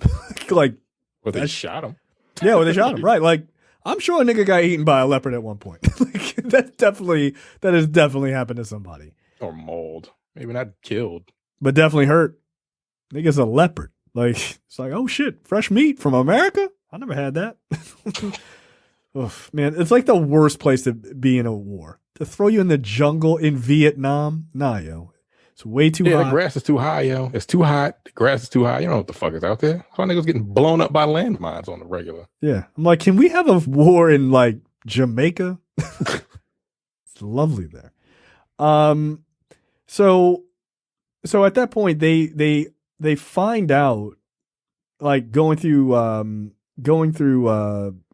Otis's bag, they find the gun that he was given by Tien, and Paul starts freaking out. He's like, yo, you're trying to double cross us, and like you're working with that French fuck, the Roach, like you're just gonna shoot us and all this other shit. And he's like, calm down. One, not true.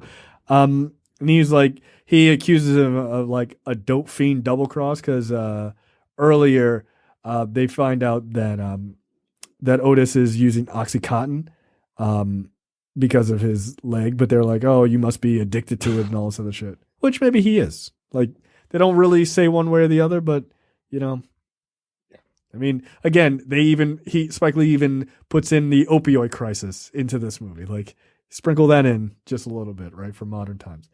They eventually give Paul the gun. No. Yeah, sorry, not doing it. Nah, like the craziest nigga here, and he the biggest one? Nah, yo. No, fuck that. Give it to the shit guy from The Wire. Like, fuck that.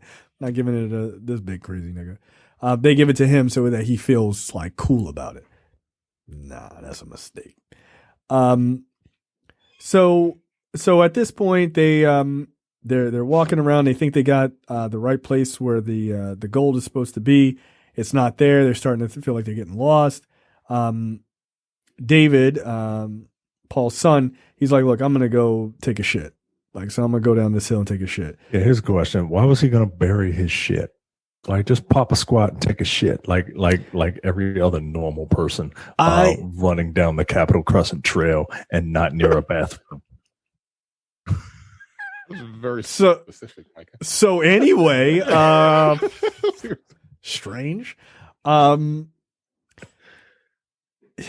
thanks. Fucking just derail everything. I think it's to keep animals away. I think that's the idea behind that. I don't know. I don't really shit outside of a toilet, Micah, because I'm not a fucking monster. But you know, whatever. So while he's trying to dig a hole to take a shit, he ends up just so happened to hit his shovel against something hard, and turns out it's a gold bar. And so they all come a running, and they start finding gold bars all over the place, and they eventually get it all. And this is like the exact moment where the movie changes, right? Like, the second they acquire the gold, it stops from being like fun adventure with old friends to like apocalypse now, like Terrence said, right? And this was what hour? This is 1:10 to the movie. We still got an hour and 20 minutes left. Yeah, and I was like, damn, this movie's got another hour, and then it like starts going. I'm like, damn, this movie's only got another hour. I was into it. Like I started like super getting into it. So they find the gold, and then we actually see somebody tracking them at one point. And those guys don't kind of show up for a while. There is a funny moment where the one dude who's he's like scanning everything, Melvin, he's scanning like with a metal detector, and they're like, so you gonna do any digging? He was like, I don't dig. I find the shit. Like, he was just like, fuck you, which was like the most human moment, because I'd have been like, all right, my nigga, like, thanks for finding it. Grab a shovel. This shit is hot. And there's a lot of work. I like how when David first finds the gold and he's like, hey, everybody, come over here. He ends up doing the squirrel dance. like he just scored a fucking, like he just sacked a quarterback and shit. Fucking crazy. So they find all the gold bars, and I think, what did they say? There was like $45,000 a piece per bar, and it was like $17 million. That's a lot of fucking gold, and incredibly heavy. Yeah, that's the one thing you feel like they didn't use their military smarts in how they were carrying this gold. You just gonna throw it on your back? Y'all old niggas, get the fuck out of here. Like, you don't just carry a dead body on your back. Like, you build a fucking little skiff. Drag that shit. Like, let nature do most of the work. These niggas are like, no, we just gonna hoof it. I'm like, yo, you're crazy. You niggas are too old for this shit. But man. What's that? Because I was looking up how much this stuff weighs. It weighs about 2.5 pounds per bar. I ain't doing that, yo. Yeah, didn't you try to go running? Backpacks full. Yo, I went jogging with 2 5-pound dumbbells because I'm like, oh yeah, I'm gonna push myself. Yo, I damn near died. I'd have hit them bitches in the woods and drove back to get them. You are crazy. That 10, that's only, what? 10 pounds. 5 pounds? 10 pounds? Yeah, you do it, nigga. No, but I'm just saying, that's only 10 pounds. And they had 2 pounds per bar. How many? What is it, 17 million? It's about 2.5 pounds per bar, and I can't. I just looking at the looking at the stack that they had. It nah, About 380 bars of gold, split between 6 people, 5 people. Nope. So what is that? That's too much, nigga. That's too much. How many bars did you say? It's 377. Exactly. So 377 divided by 5. That's 75 bars. 75. That's 150 pounds a piece. Nah. You wouldn't have been able to do it. 150 pounds on your back.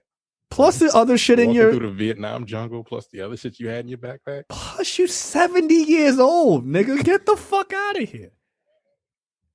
Yo, you telling me, and look, I don't want to hear nothing from some fake strong niggas listening to this, Demetrius. You ain't walking 150 pounds on your back through no fucking jungle. Get the fuck out of here. No way. Nigga, that's me, yo. I weigh 165 pounds, more or less. I'm just gonna hop on your back and you go hoof it for like. Right. These niggas were like, at one point he was like, yo, we going 20 miles. Nigga, with 150 pounds on your back? No. 150 pounds compressed, nigga. Right. Like it ain't distributed. Yeah. There's no even weight Nah, yo. Nah, your whole back. Like, every time they stop, they're like, oh, I need help taking it off. No, you don't need help taking it off. You need help getting it up. Nah, get the fuck out of here. Yeah, that's a ludicrous amount of bars. Then homeboy was like, I can carry another 50, 60 pounds. So that's 200 pounds? No, you can't. No, you can't. Yeah. No, you can't. You carrying a 200-pound man on your back? No. Are you a football player? I don't care if you are or not. Like a football player. Yo, that's a lot of no. Yo, you would take 10 steps and your whole shit would just break down. Yo, no way. I'm surprised that pigeon-toed dude's legs just didn't break. Snap. Just collapse in on each other.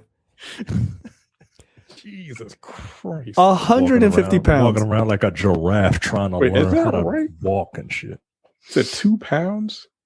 Like 2.5, 3, no more than 5 pounds. Like it's per bar? Yeah, per bar. 77. Nah, yo. Nah. At 2 pounds. Wow, that's a lot of weight. The kilo bar weighs 1,000 grams in mass, and 1,000 grams is 2.2046 pounds. No, I'm not buying it. There you go. Nah, I'm not buying it. That's nuts. Yeah. No, that's it's not realistic, guys. Not realistic at all. But they found 377 bars of gold. Yo, they'd have been out there all day and night. Yeah. But that's not the most ludicrous thing that happens. I would argue when they find the remains of their fallen comrade, that's the most ridiculous thing that's happened. Yeah. After a mudslide. Right. Why was this nigga buried 2 inches above the surface? or below the surface? Like, was his dead body just laying just straight on the grass and then like for 40 years? Like, no. They eventually find Storm and Norman's gun, and they start digging, and they eventually find his dog tags, which Paul reads them and identifies it is Norman's. And then they find his remains, just 13 millimeters below the surface, which is very convenient. So they start talking to him and everything. We also come to find out, I forgot to mention this, that Eddie is actually broke. he was supposed to be like the guy who was rich and had all these used car dealerships, which was an interesting fucking moment. I don't know if you guys caught this. He was broke, and they're like, well, you have all these used car dealerships. He's like, well, my name is really good in the industry, and they use my name to sell cars. But when that stops working, they'll pull that. But I don't own those dealerships, which is exactly what Trump. I was about to say, is that a dig at Trump? Absolutely, that's what that is. Which I thought was clever. I was like, okay, like I don't know if people caught that, but that was clearly what he was kind of saying. So just like pretending to be the rich guy, right? But he starts talking about how we need to give this money to Black liberation, and the rest of the dudes were like who? Like, nigga, what about my liberation? Like, you giving up that money? You Nigga, I just carried 200 pounds worth of fucking gold up a hill. Yeah. Yeah. I don't know nobody. The liberation didn't put in on this. You're not going to donate $3 million to Black Lives Matter? I might donate something. It probably I might $3 million. $3 million. I ain't donating all of it. You're not going to donate all of it? No. To who? No, To what? To the cause. What cause? The cause. Black cause. What? What are you? Because. What cause is it? I don't know. Black To do liberation, my nigga. To liberate black people. From what? White people. Terrence gonna live on an island and never write an email. Don't send no faxes. Nothing. Be like, I'm gone. Bye. I'll be good. I might give like $100 or something. $100. Look, Mike is like, that seems a little generous. That seems a little bit much. Like, these countertops ain't gonna pay for themselves. A lot of money that I drag my black ass up this hill. Yeah, I feel like I would feel some kind of way if I made it out and I carried 150 pounds of gold. It is heavily, that heavy weighs heavily on my decision to distribute it to anybody. Yeah. If I'm giving money, like if I don't have to go out and buy a lottery ticket, like if someone just gave me money, then maybe I'll give some of it away. But nah, yo, if I gotta go through all this rigmarole, I See, supposed to be for the cause. I was like, nigga, what cause? We 70. Nigga, we 70. What are you talking about? Healthcare is expensive. Yeah, I got kids, nigga. You gonna help out? $50? Yeah, look, if I'm carrying 150 pounds on my back. I mean, that's a lot of weight, Like, okay, let's say there's 5 of them at this point. Yeah. Roughly $3 million. $3 million a piece. Alone. At this point, $3 million a piece. Nah. $1 million don't go as far as people think it is. Right, exactly. If they'd have brought it back in 71. Oh, you okay. shit. Yeah, you living like a king. Now, I mean, you still got mad loot, but like it ain't. You could be broke in a couple years if you fuck up. Yeah, like homeboy with the used car dealership. This nigga said he got to pay back his debts. He was like divorces and drinking. He was like, "Yo, we got to give it to the people." That nigga's gonna take that shit and pay back his loan. Shut up. Yeah, you goddamn right. That's what I would have done. Nah, I think he's like, you know what? I ain't long for this world anyway. Fuck him. Just give it to somebody else. Who cares? What they gonna do? Yeah, you can't look. You take my. They already take took my everything. assets. Right? They got everything. Yeah. That's why he put the shit on a fucking a black Amex card. He said, "Yeah, I put it on a black Amex, but it was already overdrawn." So, yeah, they can't collect debt when you're dead. Yeah, well, don't read ahead. You ain't wrong. So the guys, they're very emotional about finding their boy, which is pretty dope. They're walking through the forest, and at this point, they're just trying to rendezvous back, and they're walking slow as shit because they have 150 pounds worth of gold on each back, which is crazy. And this nigga got bad knees or a bad hip. 150 pounds. No, nigga, your whole shit would have blown out immediately. So this is a moment where Eddie is like, look, we need to give this money to the people. Like, this is fucked up. Like, we're supposed to be Bloods, a lot of yada yada. And like, you can kind of see where this is going. Yeah, I'm like, okay, Spike, it's fucking like foreshadowing by camera angle. Right. But essentially, I'm like, me and my wife, we were, they introduced the whole landmine thing. And I'm like, all right, well, you're not going to introduce that without have somebody being blown the fuck up. Right. So while they were looking for the gold, we were like, yeah, I was on edge the entire time. Oh, like, shit, is this it? Yeah. Oh shit, is this it? It was like, nah. And then when fucking knock-kneed Bambi over here started fucking moonwalking backwards and shit, we're like, okay, this is it. Yeah. So poor OJ Simpson. Thank you for preparing us for what was about to happen, Spike. Yeah, I mean, like, it was so obvious. I just didn't think it was going to be as fucking gruesome as it was. Yeah, we weren't prepared for that. Yeah, I wasn't. I was definitely not expecting him to get blown up and then live, and then sit there like a fucking Mortal Kombat stump, like a victim of a Mortal Kombat fatality. Like, all his arms and legs are blown off and shit. Like, god damn. Yeah, that was pretty fucked up. But I'm glad they didn't like make it last too long. I was like, all right, fucking get it. Like, Jesus Christ. So Melvin dies as he's backing up and telling them about they need to donate this money, which, by the way, I think that's the real lesson. Just keep the money. And he lost one of their bars of gold, which would have really pissed me off. I'd be like, look, I get it. This nigga's dead, but yo, like, nigga, that was 45 G's. Like, the fuck?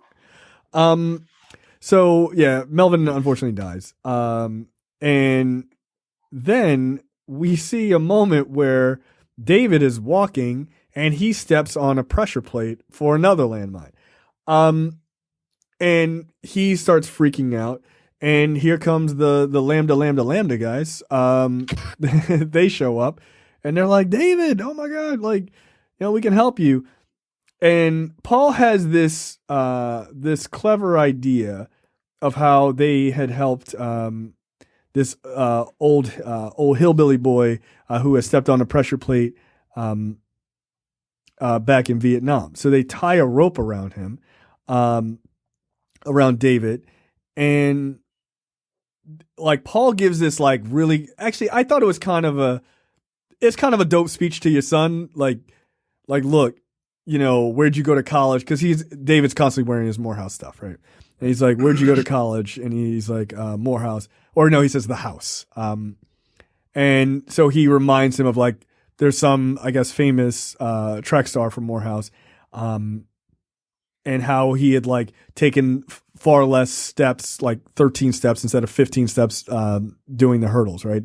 He said that, that guy could fly basically. And he's like, when we pull this rope, like, I need you to fly, right? And it was kind of like a little on pins and needles, right? Like, all right, one of the main characters just got blown the fuck up. So like, maybe they'll kill his son too. I don't know. Like, who the fuck knows? That would surely drive Paul into madness.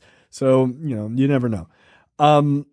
And so they wrap the rope around him twice, and then they get the lamb folks and the rest of the guys all grab the rope tightly, and then on 3 they pull, and David kind of jumps and just gets out of the way of the landmine. It's a clever idea. It's fucking terrifying. Yeah, this shit was tense, man. Yeah. It was. It's a well done scene. Like, it's a well done scene. And part of it is that Delroy Lindo is sweating his ass off the whole time. He looks so fucking intense the whole time. You're like, all right, nigga, calm down. Like, everybody relax. Really, the fucking Delroy Lindo again, like. Yeah, this scene was another, like, an excellent scene of him just acting. Yeah, man. He's putting in work the whole time, man. Like the voice inflection when he was like terrified. Like that his son was gonna blow the fuck up. Yeah. In one moment he's paranoid about because who the fuck are these white people, and then in another moment he's concerned, and then in another moment he's fucking psyching his boy up like, oh, we're gonna do this, we must protect this house. Right. Well, yeah, he like immediately he jumps into action and immediately becomes like the squad leader. Right? Yeah, like man. it is a confluence of like so many emotions. Like and then like that. Once everything is gone good, Like, crazy comes right the fuck back out. You're like, nigga, slow down. Like, Jesus Christ. But it is a tense scene, and it's really well done. Like, it really is well done. I don't know if that is a method they use to like save soldiers, but whoever came up with this idea, it's clever, right? Like, whether in real life or in a movie, like it's super clever. it was done in another movie, so I'm assuming that this is a real thing. What was the other movie? But the other movie was there's also a scene in a Vietnam War film called The Boys in Company C, wherein an African American soldier steps on a landmine, cannot step off it, a landmine that he has to quickly run off of to survive with the help of a fellow soldier. Jesus. Yeah, I love that. Immediately, this nigga pulls the gun out. He was like, all right, that's done. Word. Look, who the fuck are y'all? Easy. Yeah, he doesn't trust the Lamb folks because he's like, yo, we're compromised. I'm like, nigga, they don't even know y'all have gold. Like, relax. He makes David tie them up, and they take them with him because Paul doesn't trust it. And, Paul is fucking wilding. Like, at this point, Paul is just out of his fucking mind. They start marching through the woods. Later that night, Hetty's like, hey, I need to go to the bathroom. David's like, all right, cool. I'll take you. Don't, relax. And she's like, yeah, like she starts trying to come on to him and like, hey, didn't you want to see me with my pants off at a, in a different circumstance? And he's like, yeah, you fine and all. And his dad was like, knock it the fuck off. Tie this Like this funny looking ass French broad right back up. Like, I can appreciate how, you fine, and I can appreciate how you can see from me from the side because of your fish eyes, and they all separated all the way around. But, Oh. Terrence, don't laugh at him. It's rude. Damn it. Yeah, so she tries to like fake seduce him or whatever, and Paul comes like out of fucking nowhere, and he was like, fuck, I was only trying to escape. He's like, oh. yeah, she was Oh, like, yeah, look, somebody- I wouldn't fuck you. For like she said some shit like, I wouldn't fuck you if it meant all the landmines were gone or some shit like that. Like, it was some wild ass statement. something like for all the gold in the world or some shit. Yeah. I was like, fuck you. You are not attractive. Right. Just- Remember that at the end of the movie then. Mm-hmm. Frenchie. Yeah. They took that I wouldn't money. have forgot about that shit. I'd have been like, y'all ain't getting nothing. I wouldn't have. Like, Oh, you wouldn't have fucked me for all the gold in the world? Cool. You ain't getting none of the gold in the world. Don't worry about it. right. You want to share. Nope. Nah, We we not said friends. you wouldn't. Yeah. You could have had all of this. Yeah. So they eventually make it to the rendezvous point. The wackest part of this is that any of their knees work at this point. They get there. The French dude was able to escape that night. Oh yeah, that's right. He did Yeah, run off. Seppo. Yeah, that's Seppo. an important. important point that we need to make out for the following scene. Yeah. So these Vietnamese dudes just pop out and they're like, "Yo, that gold belongs to us." And we got your boy over here, Seppo, who they caught in the woods. And these were the guys who were tracking them earlier, right? We're like, we'll trade the gold for your friend. He ain't my friend. Yeah, Paul was like, I don't know him. I'm like, like John McClane and Die Hard. Like, I don't know that nigga. Like, sorry. Like, tell them you don't know me. He's like, John. Like, nope. So they're like, yeah, we're gonna give you, Otis, we're gonna give you 1 bar, because we like you, Black Uncle Sam. We're gonna take all the rest for ourselves. I'm like, no, absolutely not. This nigga got an AK-47. You better take that 1 gold bar and shut the fuck up. I just carried 150 pounds up a mountain. You don't want 45 G's? That's just one of us? But you know you're going to have to split that with everybody. Yeah. No, yo. Like, I kind of get where Terrence is coming from, yo. Like, I'm 70 years old. I've lived life. Right. Just hit that dude in the head with the bar. I got something left in the tank, man. I carried all this gold. I still seem to be fine. No. Apparently, I got something left in my gas. No, that tank is empty, nigga. He just marched like 400 miles with 150 pounds on his back. His tank is officially empty.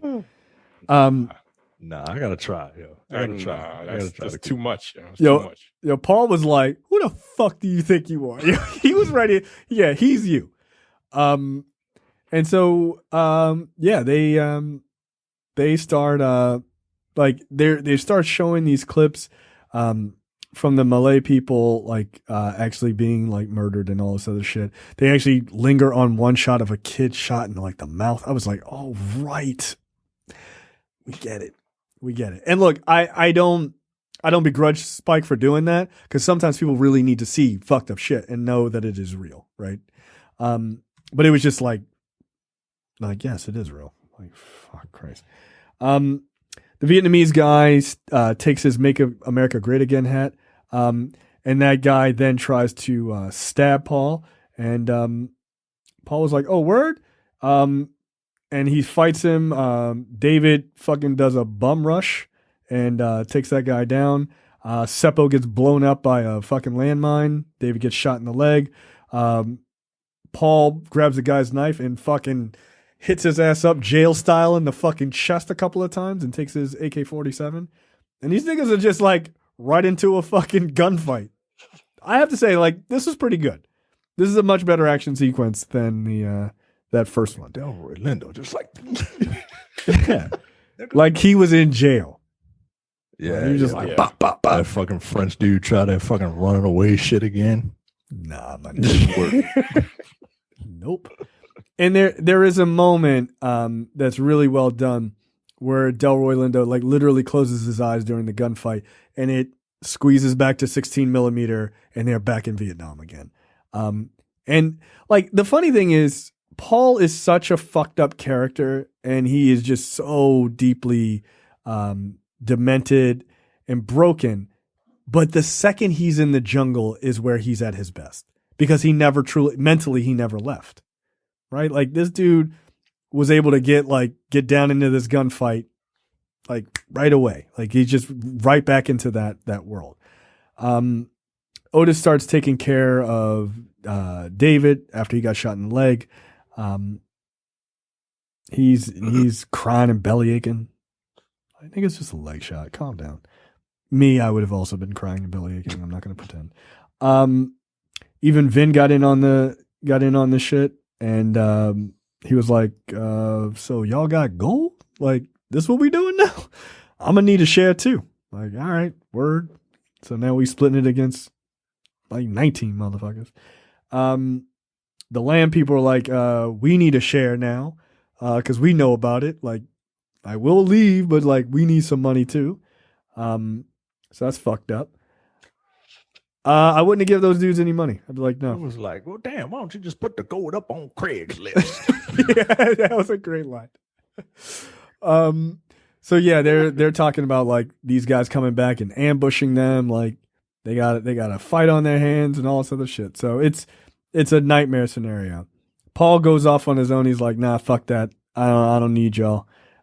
He just heads back into the jungle. We can't forget about the line you referenced earlier. When the fat lamb dude was like, Paul was like, yo, we gotta go through the jungle, and the fat lamb dude was like, but that's like 20 miles. Yeah, and I believe the line was, "You scared of some exercise, fat boy?" And then he was like, "Oh, I am." Yes. Yeah, nigga. That's 20 miles. Yo, 20 miles is a fucking hike. It 20 really is. miles. 20 miles is damn near a fucking marathon. Right. And look, I don't know how hot it is, but just watching this movie, it's 1,000 degrees. Right. With 400% humidity. Fuck that. I'm not going. It takes the average marathoner 4 hours of constant running to finish a marathon. Yo, what the fuck? Nah, it'll be nighttime by the time y'all make it there. No, it'll be nighttime, daytime, Time, yeah. because Yeah. they have 150 pounds of gold on their backs. Well, that part is also true. Yeah, no, Yeah. You afraid of a little exercise, fat boy? I am. you right. Yeah. Yeah. 100%. Nigga, I didn't get this. Like, that white dude was like, I didn't get this fat by walking 20 miles. Get the fuck out of here. No. Not doing that with gold strapped to me. Although I would be like, if I was the black dudes, I'd be like, can we distribute this shit out a little bit more? Because my back is killing me. Just saying. So the Vietnamese guys, they come back. They brought a bigger crew. And the rest of the Bloods, they end up in this like temple with the Lamb guys and everything. So they're all by themselves. And then we just see this incredible fucking soliloquy that Delroy Lindo gives as he's just, at this point, he is fucking gone. Like his brain is done. And he's just walking through the jungle and he's cutting down trees with his like machete type of zombie killing weapon. He's talking about like, getting lymphoma from, the army spraying the area with Agent Orange. He's like, it's in my bloodstream. It's in my DNA. It's in my motherfucking soul, but it can't kill me. The U.S. government can't kill me. These 3 tours can't kill me. And it's just that you're right. This should have been the dolly shot. Yeah, Like it should've this would have, like, I like what it's done here, but for a director who has a signature shot, like this would have been the perfect time, because it would be like him floating. His mind is floating away, right? Because the dolly shot makes you look like you're floating through whatever scene you're in, right? Right. And it would symbolize, his mind floating away into fucking madness. Like it is. It's really fucking good, man. Yeah. It's really fucking good. It's impressive. Like it's an impressive scene. My lovely wife, who I was watching this with the first time, and I got to stop watching movies with her the first time, because like this scene is so fucking intense and it's very intimate, right? Like Delroy Lindo is like literally like right in your fucking face and everything that's going on, and I'm in the moment, and my wife goes, "Well, that's a serious case of PTSD right there, let me tell you." Yeah, no shit, babe. Thanks. Nailed it. But yeah, that's Snap back to reality. I'm here on my couch. For a moment, you were in Vietnam. Yeah, man. Like the screen just fucking went to 4:3 for a second. Oh, nope. Snap right back to 16:9. Yeah. That's fucking hilarious.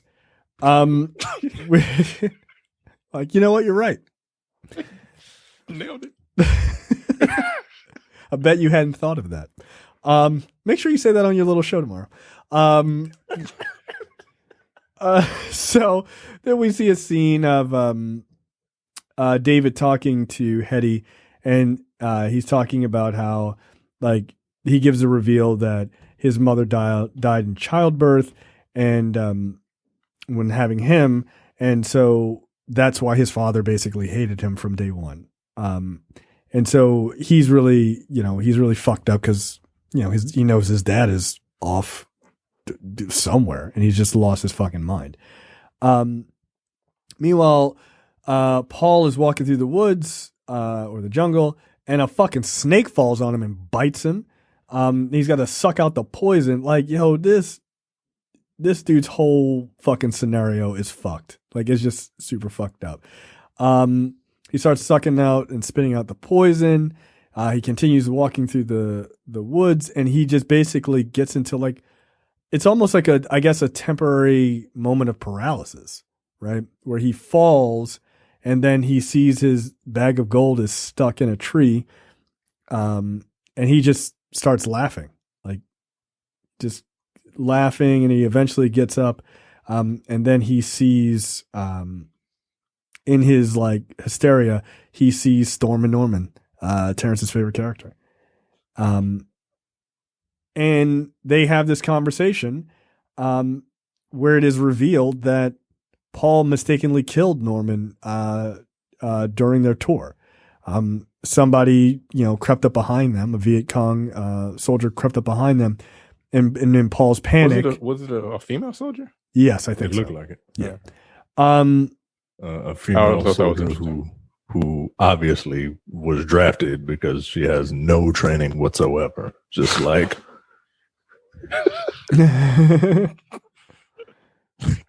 what are you doing? Like, why are you walking like that? It's sneaky. Why are you prone and for no reason in open? And then what are you doing? I don't know. Look like a cartoon, dude. Look, I can't answer that because she's a heck of a soldier. But when he was trying to kill her, he mistakenly sprayed the room, because that's definitely what you're supposed to do. Killing her and killing Norman. And so sort of the ghost of Norman forgives Paul. And he's like, everything is all right. Like, you got me. Like, it happens. And then when he snapped back into reality, the Vietnamese guys have him. And they're like, we need you to dig this grave, my nigga, because you going in it. And they make Paul do it. Really Like, nah, I'm not going to do that. right. No, fuck. I'm not going to do that. Just shoot me. Right. Well, No. they got to that too. Yeah, well. And look, I'll say this, and I mean this in... Try not to be too rude, but I enjoyed watching someone in a MAGA hat get shot like 500 times. Sorry. Sorry. I didn't care. I was sorry to see Paul die because he's such a compelling character. Someone in that hat getting shot up, I was like, that's a real shame. It's a real shame. Right? Don't they always want a civil war and all this other bullshit? Right? I mean, that, like, the people who hold that hat, fucking, that's what they want. Their untimely death, man. Like, they fucking, that hat is bad luck for people that wear that hat, for people that hold that thing. Yeah. About to be in another 3 weeks. Yeah, good luck. Good luck, people who showed up at Tulsa. Fucking dum-dums. My chest hurt. Pray for me. Nah, I'm good. You be all right. Don't go to a hospital. You signed a The waiver. thing is, like, all the people that got that bought those tickets probably saved some lives. Because had the people that actually wanted to go gotten those tickets, they'd have went, right? No, but if you showed up to the Trump rally, it's like first come, first serve. No, but there would have been, like, people didn't show up. They got the tickets reserved, and they just didn't show up because I guess they never meant that they never were going to go in the beginning. But the people that wanted to go, it had those 800,000 people got the tickets and actually showed up. And it'd have been way worse than it probably would have been in the next 3 weeks. So technically, again, because we don't really give a fuck about them, but like liberals care more about people than conservatives do. So they unintentionally save lives by snatching up the tickets and not showing up. Well, I do agree with you that liberals probably tend to care more about life than the pro-lifers, but I 100% don't believe that they did it for. No, they didn't do it. Hell no! No, they just they did that for embarrassment reasons. Yeah, they just didn't want anybody to show up. But like in the long run, they probably save people's lives. Yeah, you're probably right. Which is ridiculous. Well, I was talking to my wife about this. Like, once again, this will be another thing with the coronavirus. It'll be another thing that liberals were right about in the long run, every time. Every time. Name one thing that liberals have been wrong about, like the big major shit in the long run that we've been wrong about. Go ahead and figure them out. Financial arguments? No. Coronavirus? HIV, AIDS? Fucking just name any major thing that's happened. Conservatives go, no, we're not going to do that. That's terrible. They do the opposite. Oh, it turns out it worked out fine.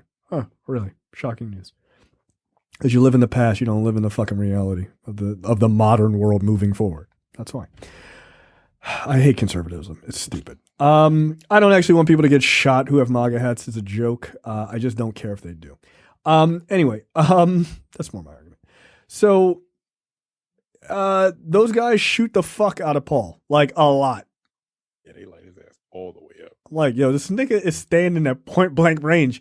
All 7 of you don't need to shoot your entire clip out of an AK-47 at this dude. Relax.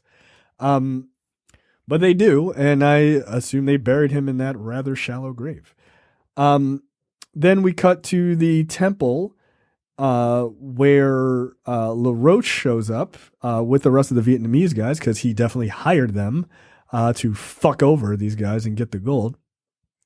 He gets out of the car. He then puts on Paul's "Make America Great Again" hat, which was basically what Bolo did to Frank Dukes in fucking Bloodsport. Wore his buddies, this fucking scarf on his leg. It's fucked up. Everyone who puts that hat on fucking dies. Yeah. We all die eventually. Hat's bad news. So sad. So then he's like, look, give me all that gold. Hetty goes out there to try to talk French to him as if that would matter. And he was like, look, their blackness does not make their sacrifice any more important than anyone else. So who gives a fuck? And so like shit pops off. They open the bag and there's nothing but rocks in it. And then they just start fucking shooting. A lot of people get fucking murdered, which is really unfortunate. Melvin, at one this point, scene is all right. Like in terms of, I didn't hate this action sequence. Yeah, in terms of knowing where everyone is and what they're doing, it wasn't like confusing or anything. It was, no. I mean, it wasn't, hyper stylized or whatever, but it was easy enough to follow. Mm-hmm. I'm not saying that as like I saw one article headline when I was doing research for this movie, and it was like, oh, Spike Lee from Collider, The Five Bloods proves Spike Lee is our most underrated action director. I'm gonna need you to calm all the way down. Like, shut up, yo, shut up. Well, did this article come out on Juneteenth? It came out 6 hours ago, apparently. I don't know. I'm not clicking it. I'm not gonna give that a click. Nah, look. That's a lot of. I guarantee it's written by a white person, and you're going above and beyond. We get it. You realize Black Lives Matter. You don't have to just like be ridiculous. Oh, Spike Lee's made the greatest movie that's ever existed. Did you know he's black? Did you guys know? Have you seen his other black movies? Relax. Just relax. Just have cops stop killing us. Don't suck our dicks. It's ridiculous. Don't be ridiculous. No. Underrated action director? Shut up. Here's the article right here. Who wrote it? What's their name? His name is Phil Perello. Phil. Perello? There you go. Yeah. Perello? Italian? Spike Lee hates you, my nigga. Like, knock it off. Right. You can compliment him all you want. The Phil Perello is going to be the name of a villain in the next fucking Spike Lee movie. Yep. Absolutely. Yeah, God, underrated action director. All right, yo. Yeah, that's silly. Just calm down. I'm surprised it didn't come out on Juneteenth. He probably wrote it on Juneteenth. Yeah. Yeah, and they published it today. Oh, I better write something really positive about a black guy that's completely untrue. You don't have to suck our dicks. Just treat us as equals. That's all we want. I hate all that performative nonsense. It's dumb. You don't even believe it Leave when me you the wrote it. fuck alone. Like, Yeah. that's pretty much all. Yeah. It's like you leave white Leave me people to my alone. own fucking devices. Good lord. Yeah, that's it. That's it. There was a moment, we didn't mention it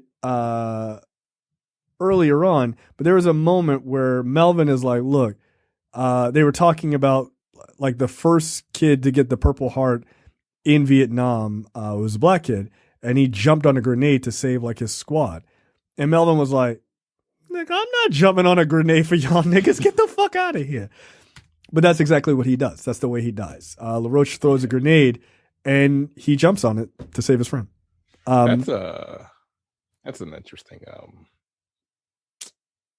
Where'd he die? It's a bold move. I'm sorry? Yeah. Am I jumping on a grenade for who? I don't know. Your squad. Yeah, mates. because you. Nigga, for my wife and kid, that's about it. You two niggas? Get out of here. I'd be like, run. Go the other way. Right. It's That's so why. wild. He says grenade, but that was his first instinct to jump on it. Nigga, what? No. No, I'm not Captain America. I'm not doing Like, that. yeah, I was about to say Captain America did that shit. The first soldier, so the first Avenger. Yeah, No. which should have immediately disqualified him for the program. Think about it, yo. You cost too much. You sacrificed yourself. Like, yo, that's why they didn't fucking let him do shit. That's why he was the Star Spangled Man with the plans doing fucking the cha-cha slide or whatever for the USO. Because they're like, yo, this dummy is gonna jump on grenades. We just spent a gajillion dollars to create a fucking super soldier, and he's willing to throw it all away for an infantryman. Yeah. Get the fuck out of here. Nah, I'd be like, just use the shield to knock it away. Bink. Just yell grenade. Like, what the fuck? Yeah, I'd be like, grenade. In Like the this way. opposite direction. Yeah, nigga, I'm not running towards a grenade. Get out of here. What the fuck?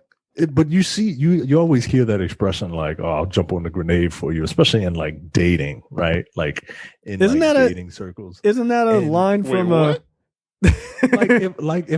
If you and your boy are out at a club looking for women, right? Oh, jump on a grenade, yeah. Oh, Yeah, right. Like, all I right, was about I'll- to say, hold the fuck up. You dating? Dating? No. I'll jump on a grenade for you, girl. Fucking grenade for you. no, not literally, like figuratively. Like, but you see, like, but you don't really pay attention to that, and then you see like what it looks like to actually jump on a grenade for somebody, and it just is. It puts it into perspective for you. Like, Yeah, yo.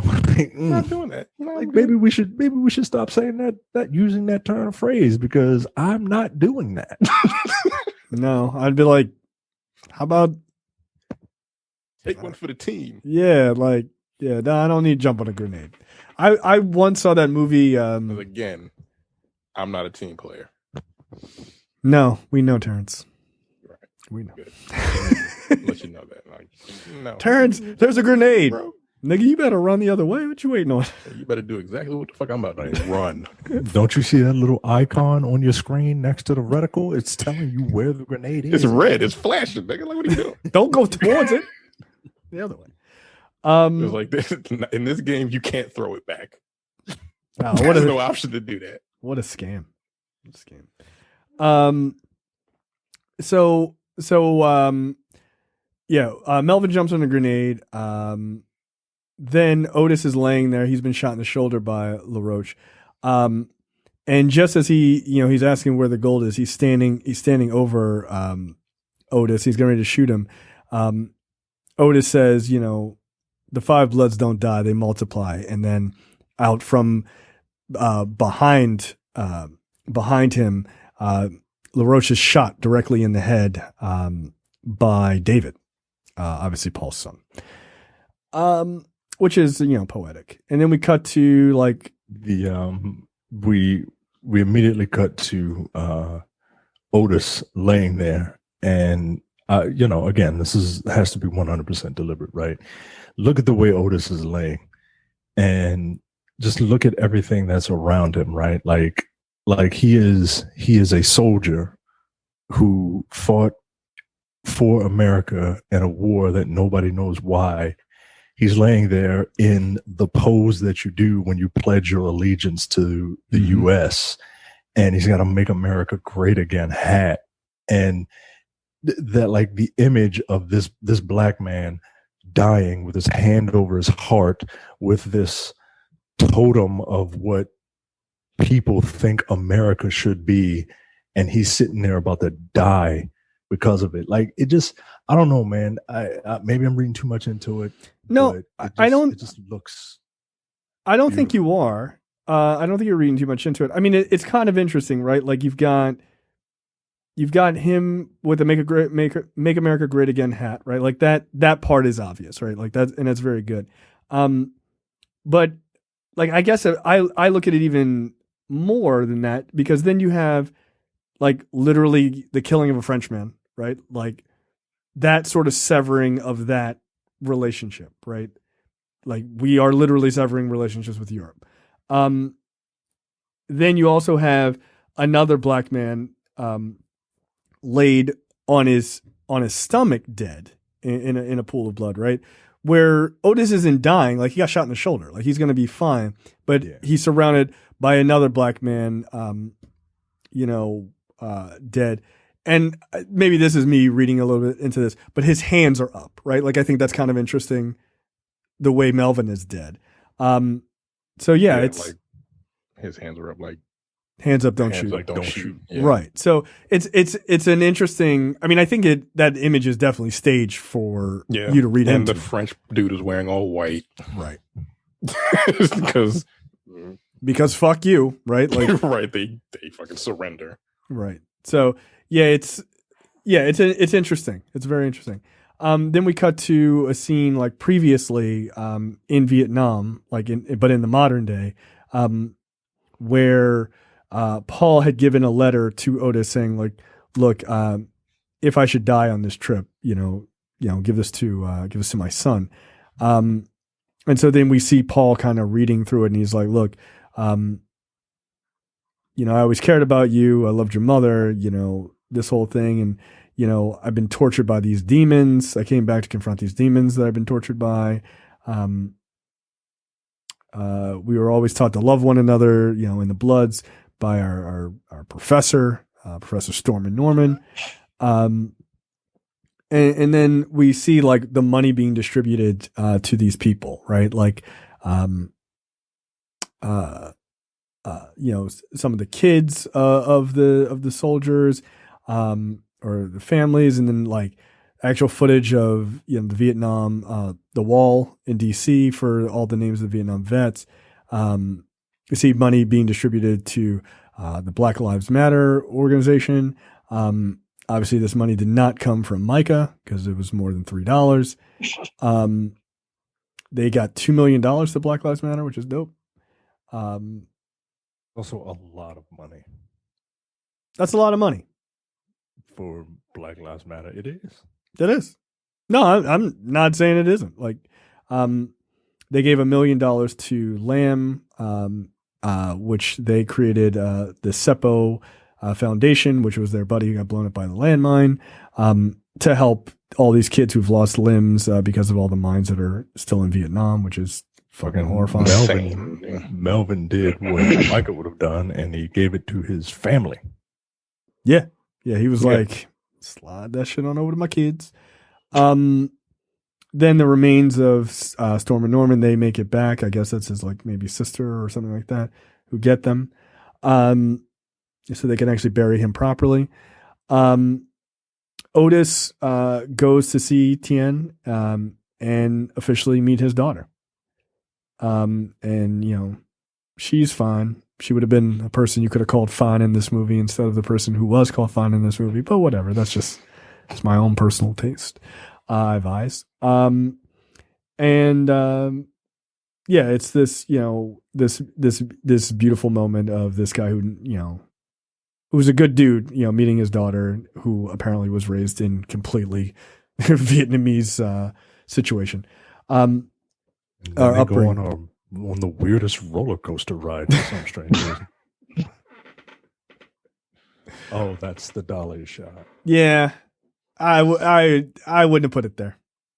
I wouldn't have put put it there. No. And then right after the dolly shot, we see a color image of the Five Bloods as younger men. No, thank And you. we get to see No, thank you. we see fucking Melvin look like Peter Weller in blackface. He looks fucking weird, dude. Oh, he does look like Peter Weller. Weird. Otis is the only one who looks pretty good. Who's that? Otis. Yeah. Yeah, his looks pretty good. I mean, he doesn't look like the age of a person who would have been in Vietnam at that he point. looks like he's 35 years old. Yeah, you mad old, my nigga. Actually, all of them do. Like, what do you know? Yeah, they still all look older than Chadwick Boseman. Like, Yeah, significantly older. But yeah. And Chadwick Boseman is 40. Yeah, and he looks 25 in that image, especially comparative to them. But yeah, I didn't need that. I could have just had them as themselves. It would have been fine. It would have been fine. Then we get the final footage is of Martin Luther King delivering his speech in 1967 at Riverside Church, and he's basically talking about the Vietnam War and then it cuts to like, Martin Luther King, always talked about how terrible the Vietnam War was, always spoke about out against it. Yeah, he was murdered. So, yeah, stick that in your pipe and fucking smoke. Like a year to the day of that speech. Yeah. Mm-hmm. So, yeah, so when people talk about how Americans love Martin Luther King, it's such a fucking joke. White people hated him till the day he fucking died. Fucking hypocrites. So yeah, that's the end of the movie. It was excellent. It really was. If you haven't watched The Five Bloods, you should. It's on Netflix again. 2 for 2 for Spike, which is great. I look forward to his next movie, which is called, it's like Top Cats or some shit like that. I don't know, but I think it's a take on a Shakespeare play. Prince of Cats. What is it? Prince of Cats. Prince of Cats. Yeah. So I don't know what it's about, but we shall see. Yeah, it's a Shakespeare thing. Okay. So there you go. More rhyming couplets. Chirac Part 2. Please don't. Please don't. Please don't. Please don't. Like you could do like a Hamlet take or something like that. You can do it. Just make it modern. Just do a story that's just, loosely based on that. That would be fine by me. There's going to be a Macbeth movie starring Denzel Washington. I can't wait to see it. Like, it's not going to be in old times. It's going to be in modern times. He didn't already do that? No, he did Much to Do About Nothing, I think. Oh, okay. He has done, Denzel has done Shakespeare before. In the early 90s, right? Yes. Mm-hmm. I can't wait to see his Macbeth though, because Macbeth is my favorite Shakespeare play. So I look forward to that. I watch it take place in Brooklyn. I think it kind of does though. Like I think it takes place in like modern New York. So okay, good. So I assume that he will be a cop from Brooklyn who makes it big. I don't know, but yeah, I'm pretty sure it's a modern take.